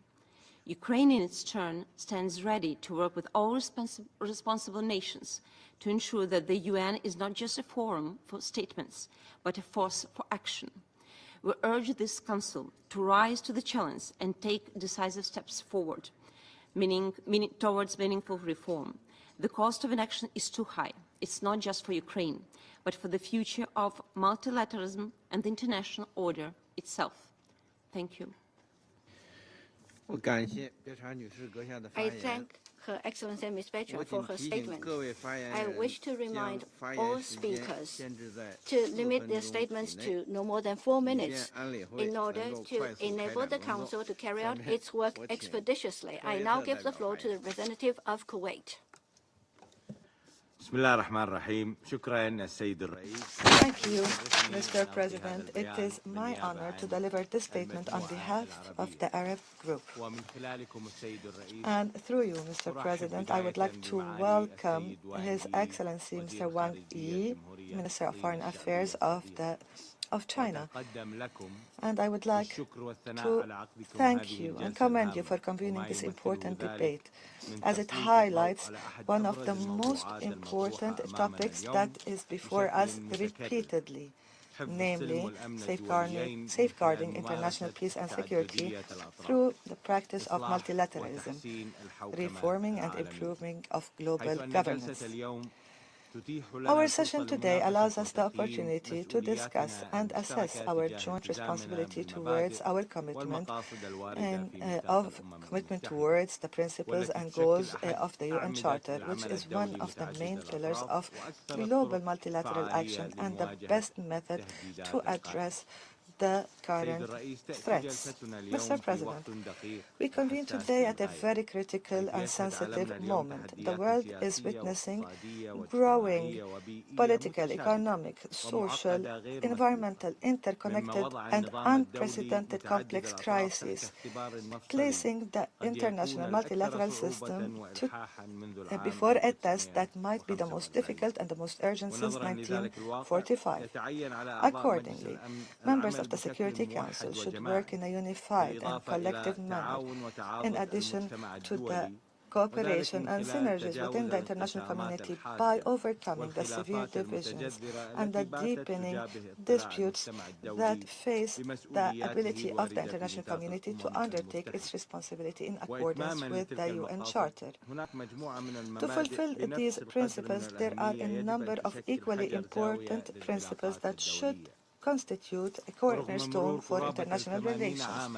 Despite the fact that 80 years has passed since the adoption of the principles and ideas of the UN Charter, the Palestinian question remains the most prominent litmus test of the credibility and legitimacy of the UN Charter. It is a pivotal question that is directly and closely linked to the principles and objectives of the Charter, particularly, or namely, the right of peoples to self-determination, the prohibition of use of force in non-common interests. Additionally, the Palestinian question is in line with all kinds of international legal legitimacy. There are General Assembly resolutions, Security Council resolutions, and Human Rights Council resolutions, in addition to a decision by ICC on the 21st of November regarding war crimes and crimes against humanity, in addition to the historic advisory opinion of the ICJ issued on 19th of July, last July, that has stood for the right and the principles of the UN Charter that we have all accepted when we joined this organization. However, the occupation's continued violation of international laws and norms for decades without accountability sends a dangerous message that will be inherited by the future generations regarding the effectiveness and the capacity of the international system. We should note here that the UN was established in order to safeguard international peace and security, ensure the non-repetition of the mistakes of the past. Accordingly, and in this vein, we cannot disregard the systemic defiance to the Charter, in addition to the unilateral practices that violate all international laws and norms. As we see the occupying power insisting on its brutal attacks and its desperate dream by calling for the forced displacement of the Palestinian people, thus threatening regional stability and obstructing the efforts to achieve permanent peace. We reiterate the need for the Security Council to shoulder its responsibility to ensure the sustainability of the ceasefire agreement in line with its Resolution 2735, in addition to de-escalating tensions in the West Bank and the remaining occupied Palestinian territory, ensuring the protection of civilians, allowing the entry of humanitarian aid in a sustainable manner into Gaza Strip, and the resumption of the political and peace process to guarantee the right of Palestinian people to self-determination and establishment of its independent state on their national territory. We should not forget what we have witnessed last year, towards the end of last year, within the Israeli Knesset regarding the legislation that were endorsed to ban the work of UNRWA in the occupied Palestinian territory. This was a direct result of the absence of accountability for violating all international norms for more than 1 year. Everybody should be aware that this action is a clear violation of Article 95 of the UN Charter. Mr. President,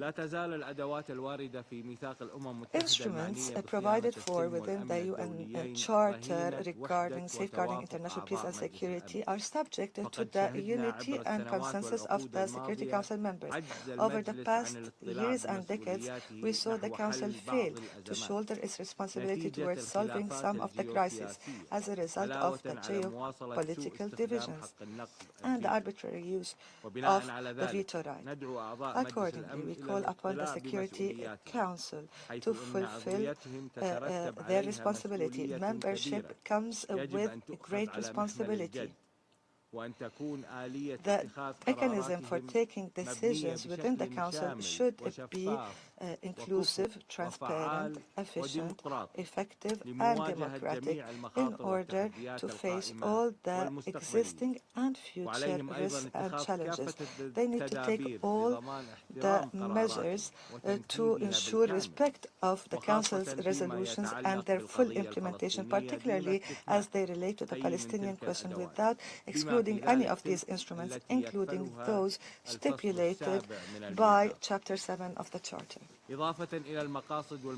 In addition to the principles and goals of the Charter, there are a number of tools and instruments within the Charter that, if operationalized as desired by the members of the Council, then many regional and international challenges would have been addressed. Under Chapter 6, for example, we find a very important instrument to settle conflicts. The Council should be able to operationalize it and invoke it more often through peaceful settlement of conflicts, disputes, through negotiations, mediation, or arbitration, or other peaceful means that can be selected. In this vein, we also reiterate the importance of giving priority or more importance to preventive measures by the Council to prevent conflicts by addressing the conflicts and the crisis at their early stages. In line with the above, the Arab group calls for critical and decisive measures by fully operationalizing all the Charter provisions and empowering this Council to fulfill its role to implement and strengthen preventive diplomacy. Implementing such tasks fully would enhance the capacity of the multilateral system to show more resilience and address security issues before they become serious threats. In conclusion, Mr. President, the Arab group reiterates its full commitment to the unilateral system, in addition to its interest on strengthening collaboration, constructive collaboration among member states to achieve global peace and stability. In addition to the role of the UN in guaranteeing the achievement of justice and equality for all peoples and for all countries, we support the noble efforts and the good offices of the UN within the main 3 pillars, namely peace and security, sustainable development, and human rights. Thank you for your attention. 我感谢科威特代表的发言。下面我请哈萨克斯坦代表发言。Mr. President, Excellencies, distinguished delegates, Gui. I extend my sincere congratulations to China on assuming the presidency of the Security Council. I commend the Chinese delegation for fostering a reflective dialogue on 80 years of multilateralism at a time when the world faces growing geopolitical tensions, economic instability, and rapid technological change.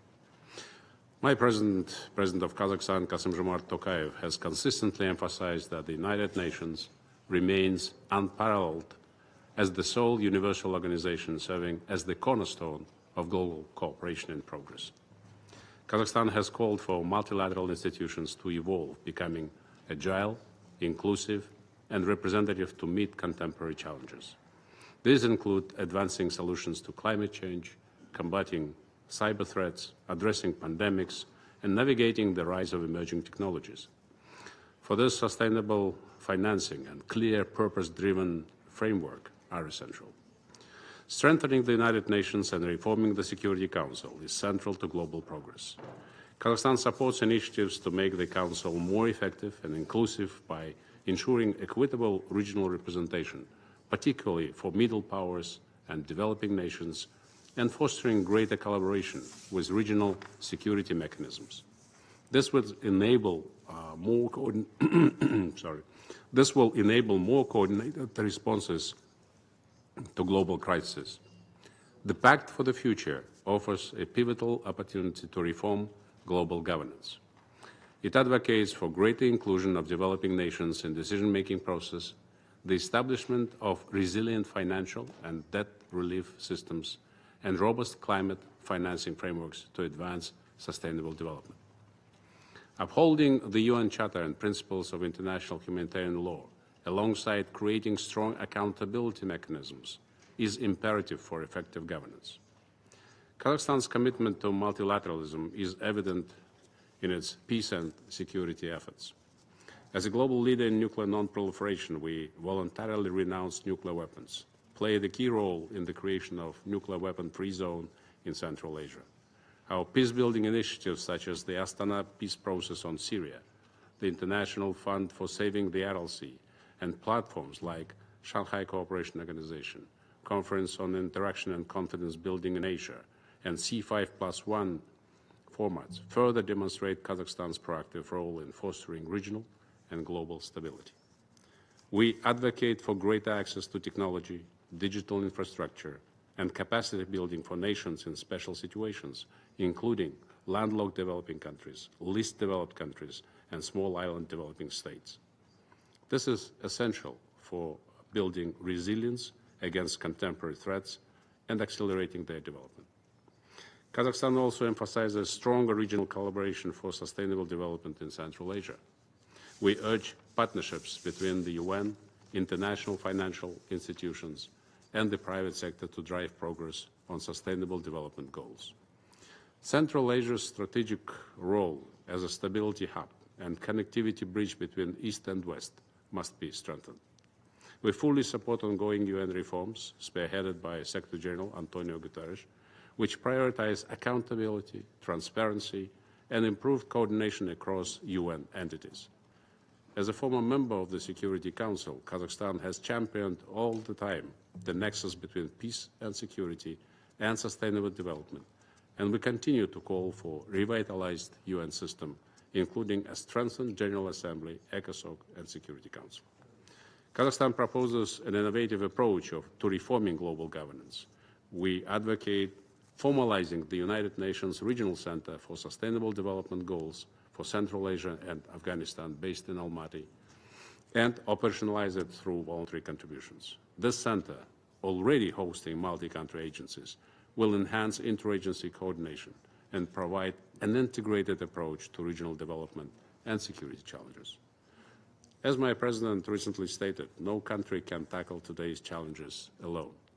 Kazakhstan calls on all nations to unite and take decisive action to build a safer, more peaceful and just world for future generations. I thank you. I thank the representative of Kazakhstan for the statement. Now I give the floor to the representative of Indonesia. Mr. President, I thank China for convening this meeting and the Secretary-General for his briefing. This meeting is truly timely. The need for reform has never been greater from the day the UN was established. And let us start with a frank assessment. The multilateral system today is in profound crisis. The absence of a major global war does not mean that peace prevails. In fact, the very system designed to prevent conflicts is under siege, both externally and internally. Too often, multilateralism is embraced only when convenient and discarded when not. Too often, international law and international humanitarian law are confined merely in the eyes of the beholders rather than universally upheld. And sadly, some of the founding members of the UN now seem to be least keen to uphold multilateralism.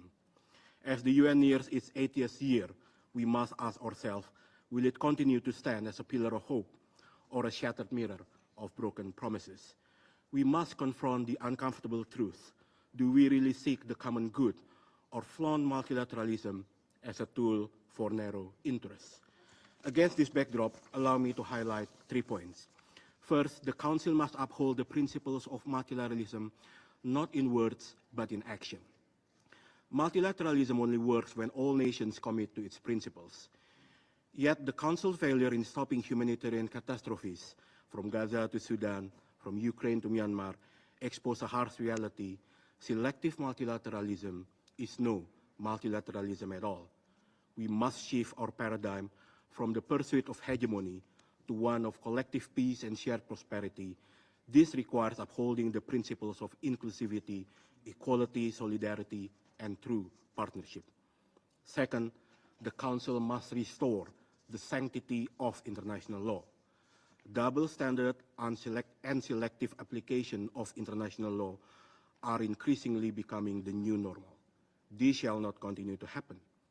It breeds cynicism, erodes trust in the multilateral system, tearing down the very foundation of global order. One of the core issues is whether the veto has been used to uphold or sidestep international law and international humanitarian law. Has the veto become part of the solution or part of the problem? Are there enough safeguards in place to ensure accountability, to ensure impunity is applied to all? There are indeed many pertinent questions. All demand answers. And this leads me to the third point. The Council must lead the way in reforming our multilateral system. The world is changing, conflicts are changing, and so must our approach. We must rethink outdated structures and address the imbalances in decision-making. Indonesia remains committed to advocating for a reformed Security Council that is more fit for purpose, more representative, and more effective in addressing the new realities. However, reform must not stop at the Council itself.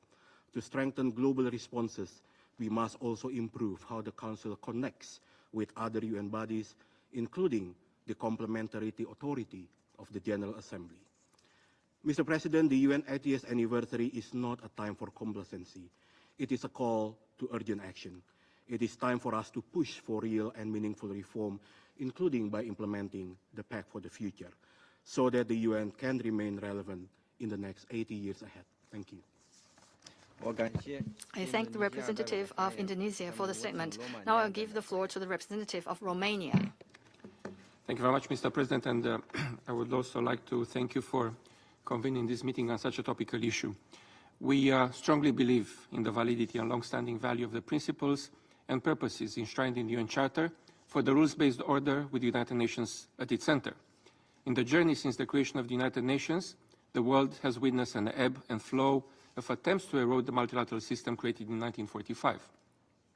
The fundamental values of the UN Charter and international law stood the test of time because they were created on strong foundations: the sovereign equality of states, mutual cooperation, the obligation to settle any dispute through peaceful means, not force, and the resort to independent international courts to interpret and apply international law. Our international system also stands on solid ground with checks and balances that make possible to move forward with the three pillars of the United Nations action. No system is perfect, and the UN is no exception. However, it is not outdated. We must continue to strive for a UN that is more inclusive and more responsive to the current needs and realities. That is the only way to achieve an effective multilateralism based on international law and with the UN at its center. Any adjustment must be rooted in a constructive approach, one that wants to build, not to destroy. And we must not shy away from further reforming this organization, adapting it to present and future challenges, as long as we remain committed to the values and principles that founded the United Nations decades ago. Two recent examples serve as an inspiration. We negotiated a new treaty to protect biodiversity in the high seas. Many states, including Romania, have signed this important treaty and are in the process of ratifying it. And we will soon start negotiations for the first UN Convention to prevent and punish crimes against humanity. And we entered these negotiations in good faith with the idea to improve them, not to revise the fundamental rules, but rather to consolidate the legal framework. Mr. President, despite a new surge of global discontent with the multilateral system, effective multilateralism is the answer to our challenges.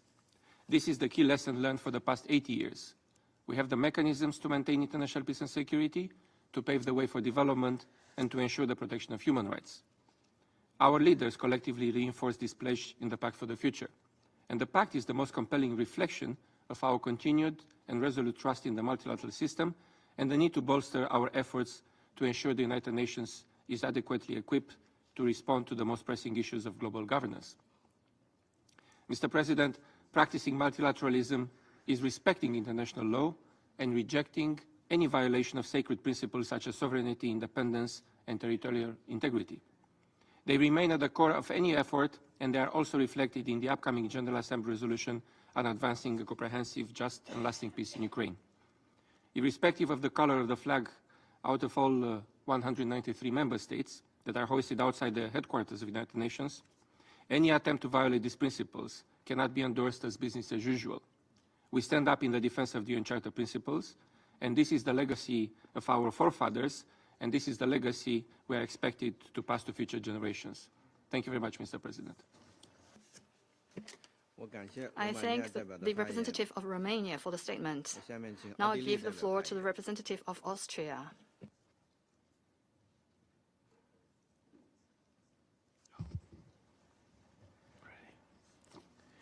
Excellencies, Mr. President, first of all, let me commend you for convening today's open debate, and I am particularly pleased to address the Council as the new permanent representative of the Republic of Austria today. 80 years ago, the United Nations were founded on the ashes of war and built on the hope that dialogue would prevail over division. Today, the question is not whether multilateralism is needed, but how we can adapt it to meet today's needs and indeed the needs of the next 80 years and beyond. Against this backdrop, allow me to focus on three main issues today. First, our current multilateral system might not be perfect, but it remains our only and our best chance to address common concerns. In light of the multitude of challenges we all face, we need to keep up the art of compromise. We haven't seen so much of this lately. The vast interest in today's debate is testimony to this belief. Yet, if our institutions are to remain effective, they must evolve, as our colleague from Romania has said as well. The Security Council in particular must better reflect the realities of the 21st century. This entails a more representative membership, reflective of the diversity of nations, and is crucial to ensure the full participation also of smaller and medium-sized states in the Council. As a member of the ACT group, Austria has consistently, as you know, advocated for a more transparent, accountable and inclusive Security Council. All of us, but especially this Council, bears a responsibility to defend and uphold the rule of law. And I would like to emphasize it is our UN Charter, not the charter of a few, but it is our UN Charter, and it should serve as a universal yardstick that we all agreed to when joining the United Nations. Therefore, we encourage all states to support the ACT Code of Conduct. We call on the Council to advance reform by implementing the Pact for the Future's interim measures, including the implementation of Article 27.3 of the United Nations Charter, and welcome the positive impact of the veto initiative. Finally, my own country, Austria, remains committed to continue its role as a reliable partner. As a smaller state that is not a member of any military alliance, multilateralism is in our DNA.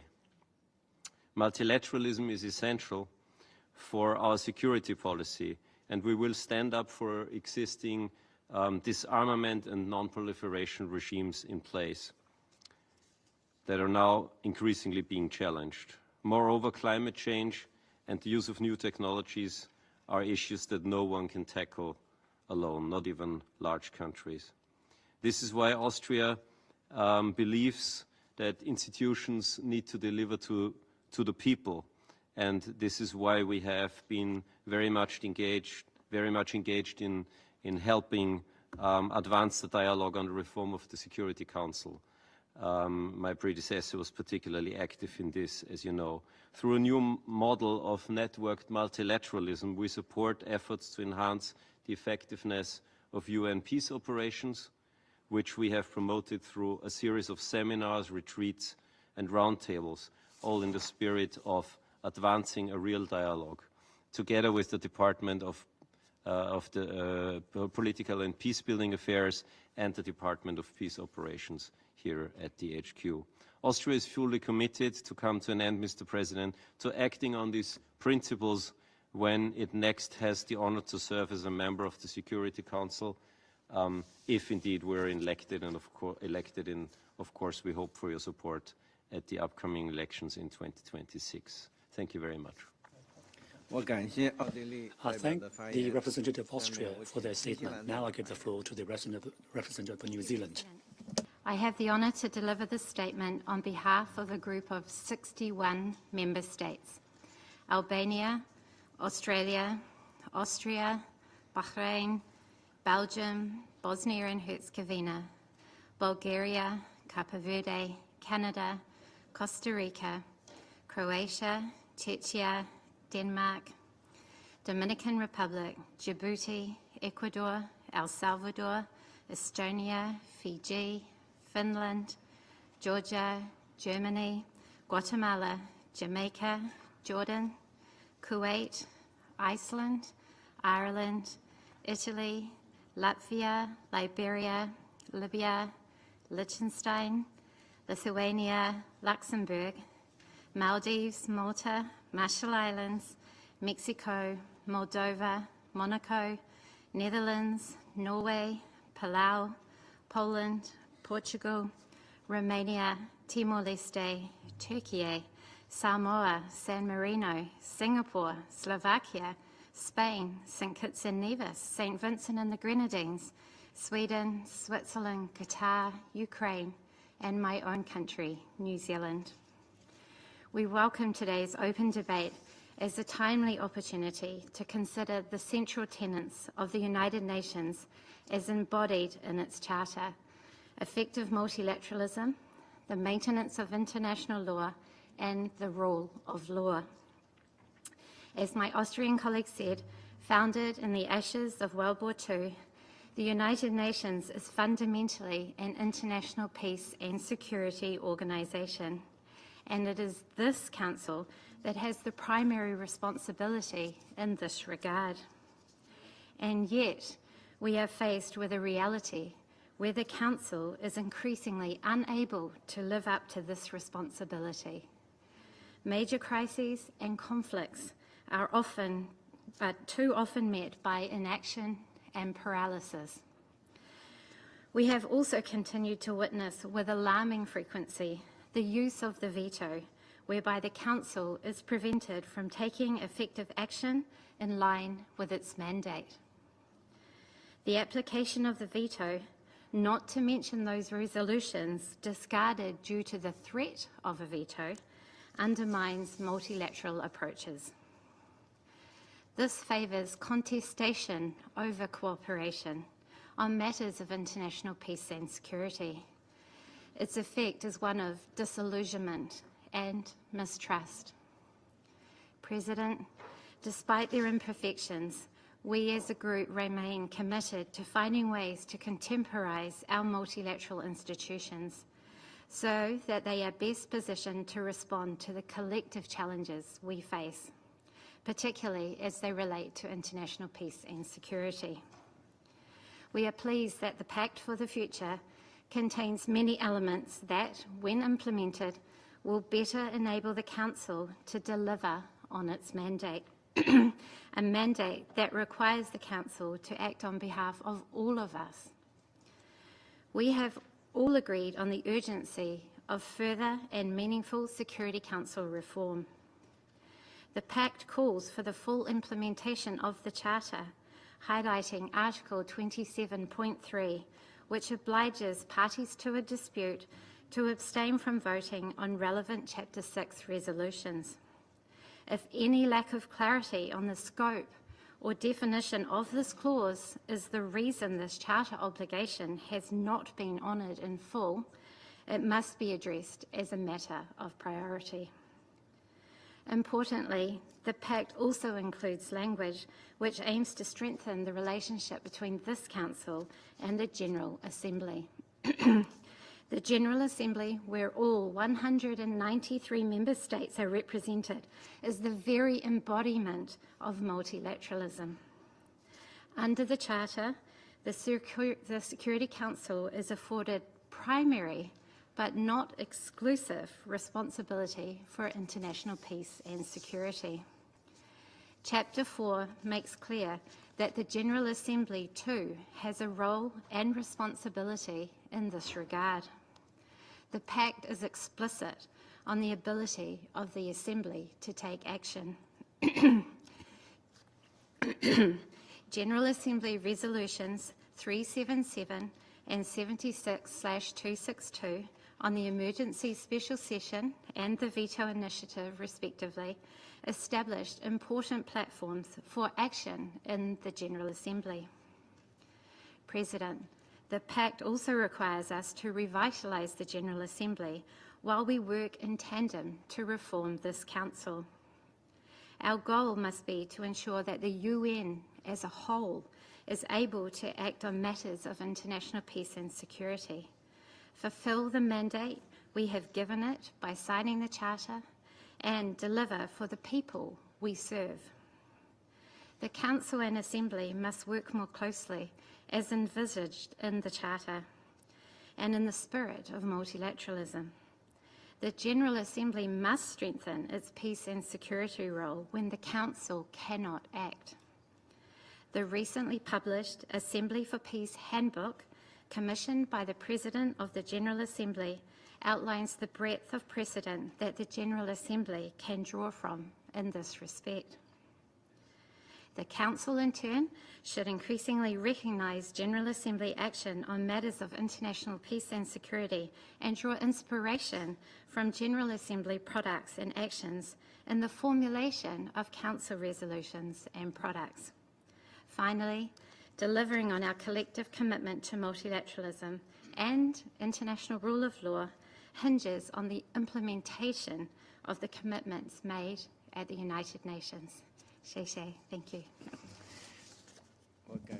I thank the representative of New Zealand. I now give the floor to the representative of the United Arab Emirates. Mr. President, I would like to begin by commending China for its leadership of the Security Council this month and by thanking Minister Wang for presiding over this important meeting this morning. I also thank Secretary-General Guterres for his contribution earlier today. Mr. President, since its founding 80 years ago, the United Nations has been the cornerstone of multilateralism, fostering international cooperation, development, peace, and security. However, in those 8 decades, our world has changed dramatically and now faces a confluence of challenges, from rising geopolitical tensions and the climate crisis to widening inequality and cyber threats. and our current multilateral system, designed in a different era, struggles to keep up the pace. I would like to share 3 recommendations on how to best meet the demands of today and prepare for those of tomorrow. First, this Council must uphold its responsibility of maintaining international peace and security. It is crucial that states comply with their obligations under international law, which is the foundation of our international order.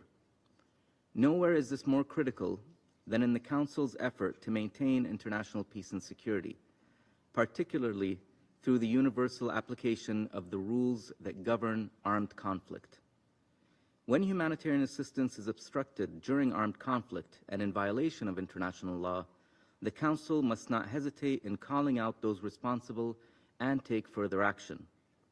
The responsibility to maintain international peace and security also requires limiting the misuse of the veto, which undermines the Council's obligations under the UN Charter and paralyzes decision-making, especially in times of mass atrocities. Second, it is essential that we make serious progress on UN reform, one that will lead to a system that is more agile, more accountable, and more representative. The voices of the Global South and underrepresented groups in global institutions, including on this Council, must be represented and strengthened. Yet, geographical inclusion is not enough. In the multilateral system, it is crucial that women, who make up 50% of the world's population, are represented and participate fully, equally, and meaningfully. This includes electing the UN's first ever Madam Secretary-General. Third, as today's threats transcend national borders, so too must our solutions. Neither the next pandemic nor the ongoing climate crisis can be addressed through bilateral efforts alone. Equally, cyber threats and acts of terrorism know no borders.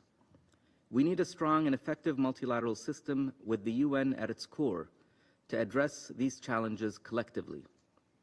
A system that leverages all tools available, such as emerging technologies, including artificial intelligence, as opportunities for peace, security, and sustainable development. A system that can deliver landmark achievements like COP28's UAE consensus, reminding us of what we can accomplish with the right combination of perseverance and political will. Mr. President, abandoning multilateralism in the pursuit of narrow interests will only exacerbate global challenges. As we look ahead to the next 80 years, let us renew our commitment to multilateralism, to the UN Charter, and to the principles upon which the UN was founded. This system remains our best tool for solving the threats ahead of us. And though these challenges may be great, our collective power is greater. Thank you, Mr. President. I thank the representative of UAE for their statement. I give the floor to the representative of Lithuania. Mr. President, we appreciate this timely opportunity to exchange views on multilateralism, which is the backbone of the United Nations. Lithuania aligns itself with the statement of the European Union, as well as the statement on the veto initiative as delivered by New Zealand a few minutes ago. I will make additional remarks in my national capacity. Mr. President, we thank Secretary-General for his insights. Today, more than ever, we must act decisively to confront threats to global peace and security and reverse the erosion of multilateralism.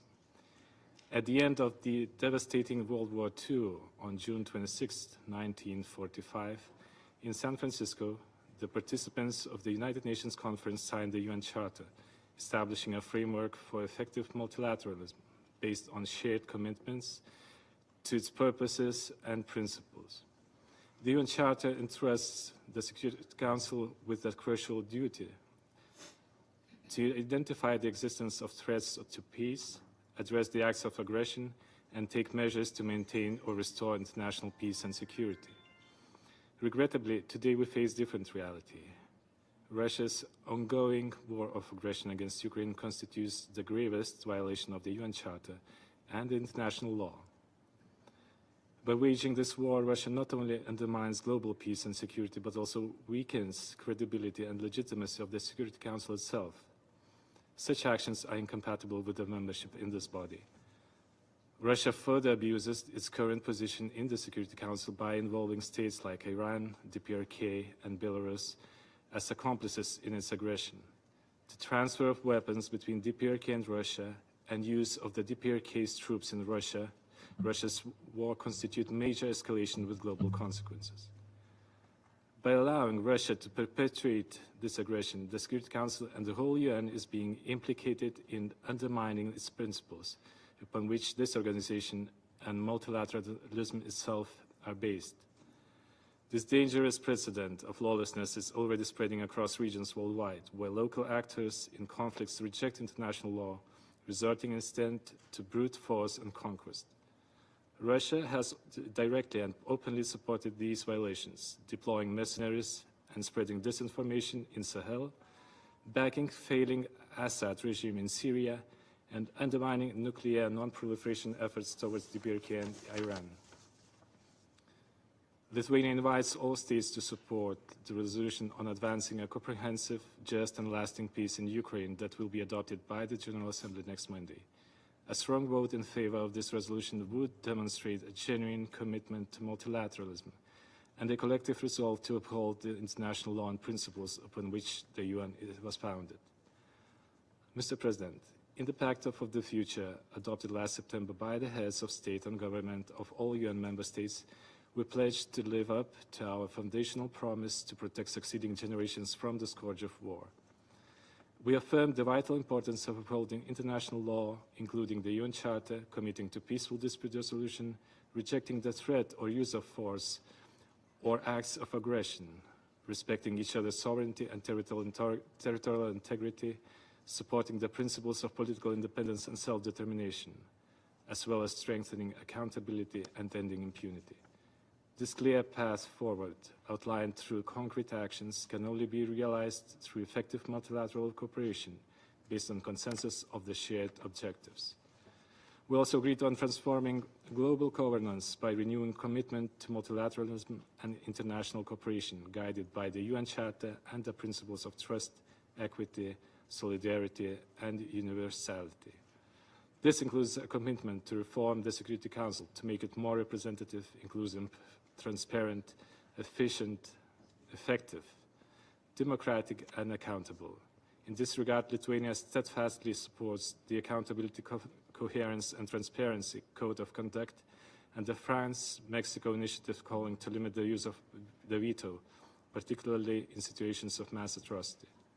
Lithuania also calls for adherence to paragraph 3 of Article 27 of the UN Charter, which constrains veto use by obliging a party to a dispute to abstain from voting. Selective application of the UN Charter undermines its integrity and should not be tolerated. Mr. President, looking ahead, for multilateralism to endure, we must reiterate the importance of universal adherence to the international law. All states, including those on the Security Council, must uphold the principles of the UN Charter. I thank you. I thank the representative of Lithuania for their statement. There are still a number of speakers remaining on the list for this meeting, as it's already 2 o'clock. With the concurrence of members of the Council, I intend to suspend the meeting until 3 p.m. today. The meeting is suspended.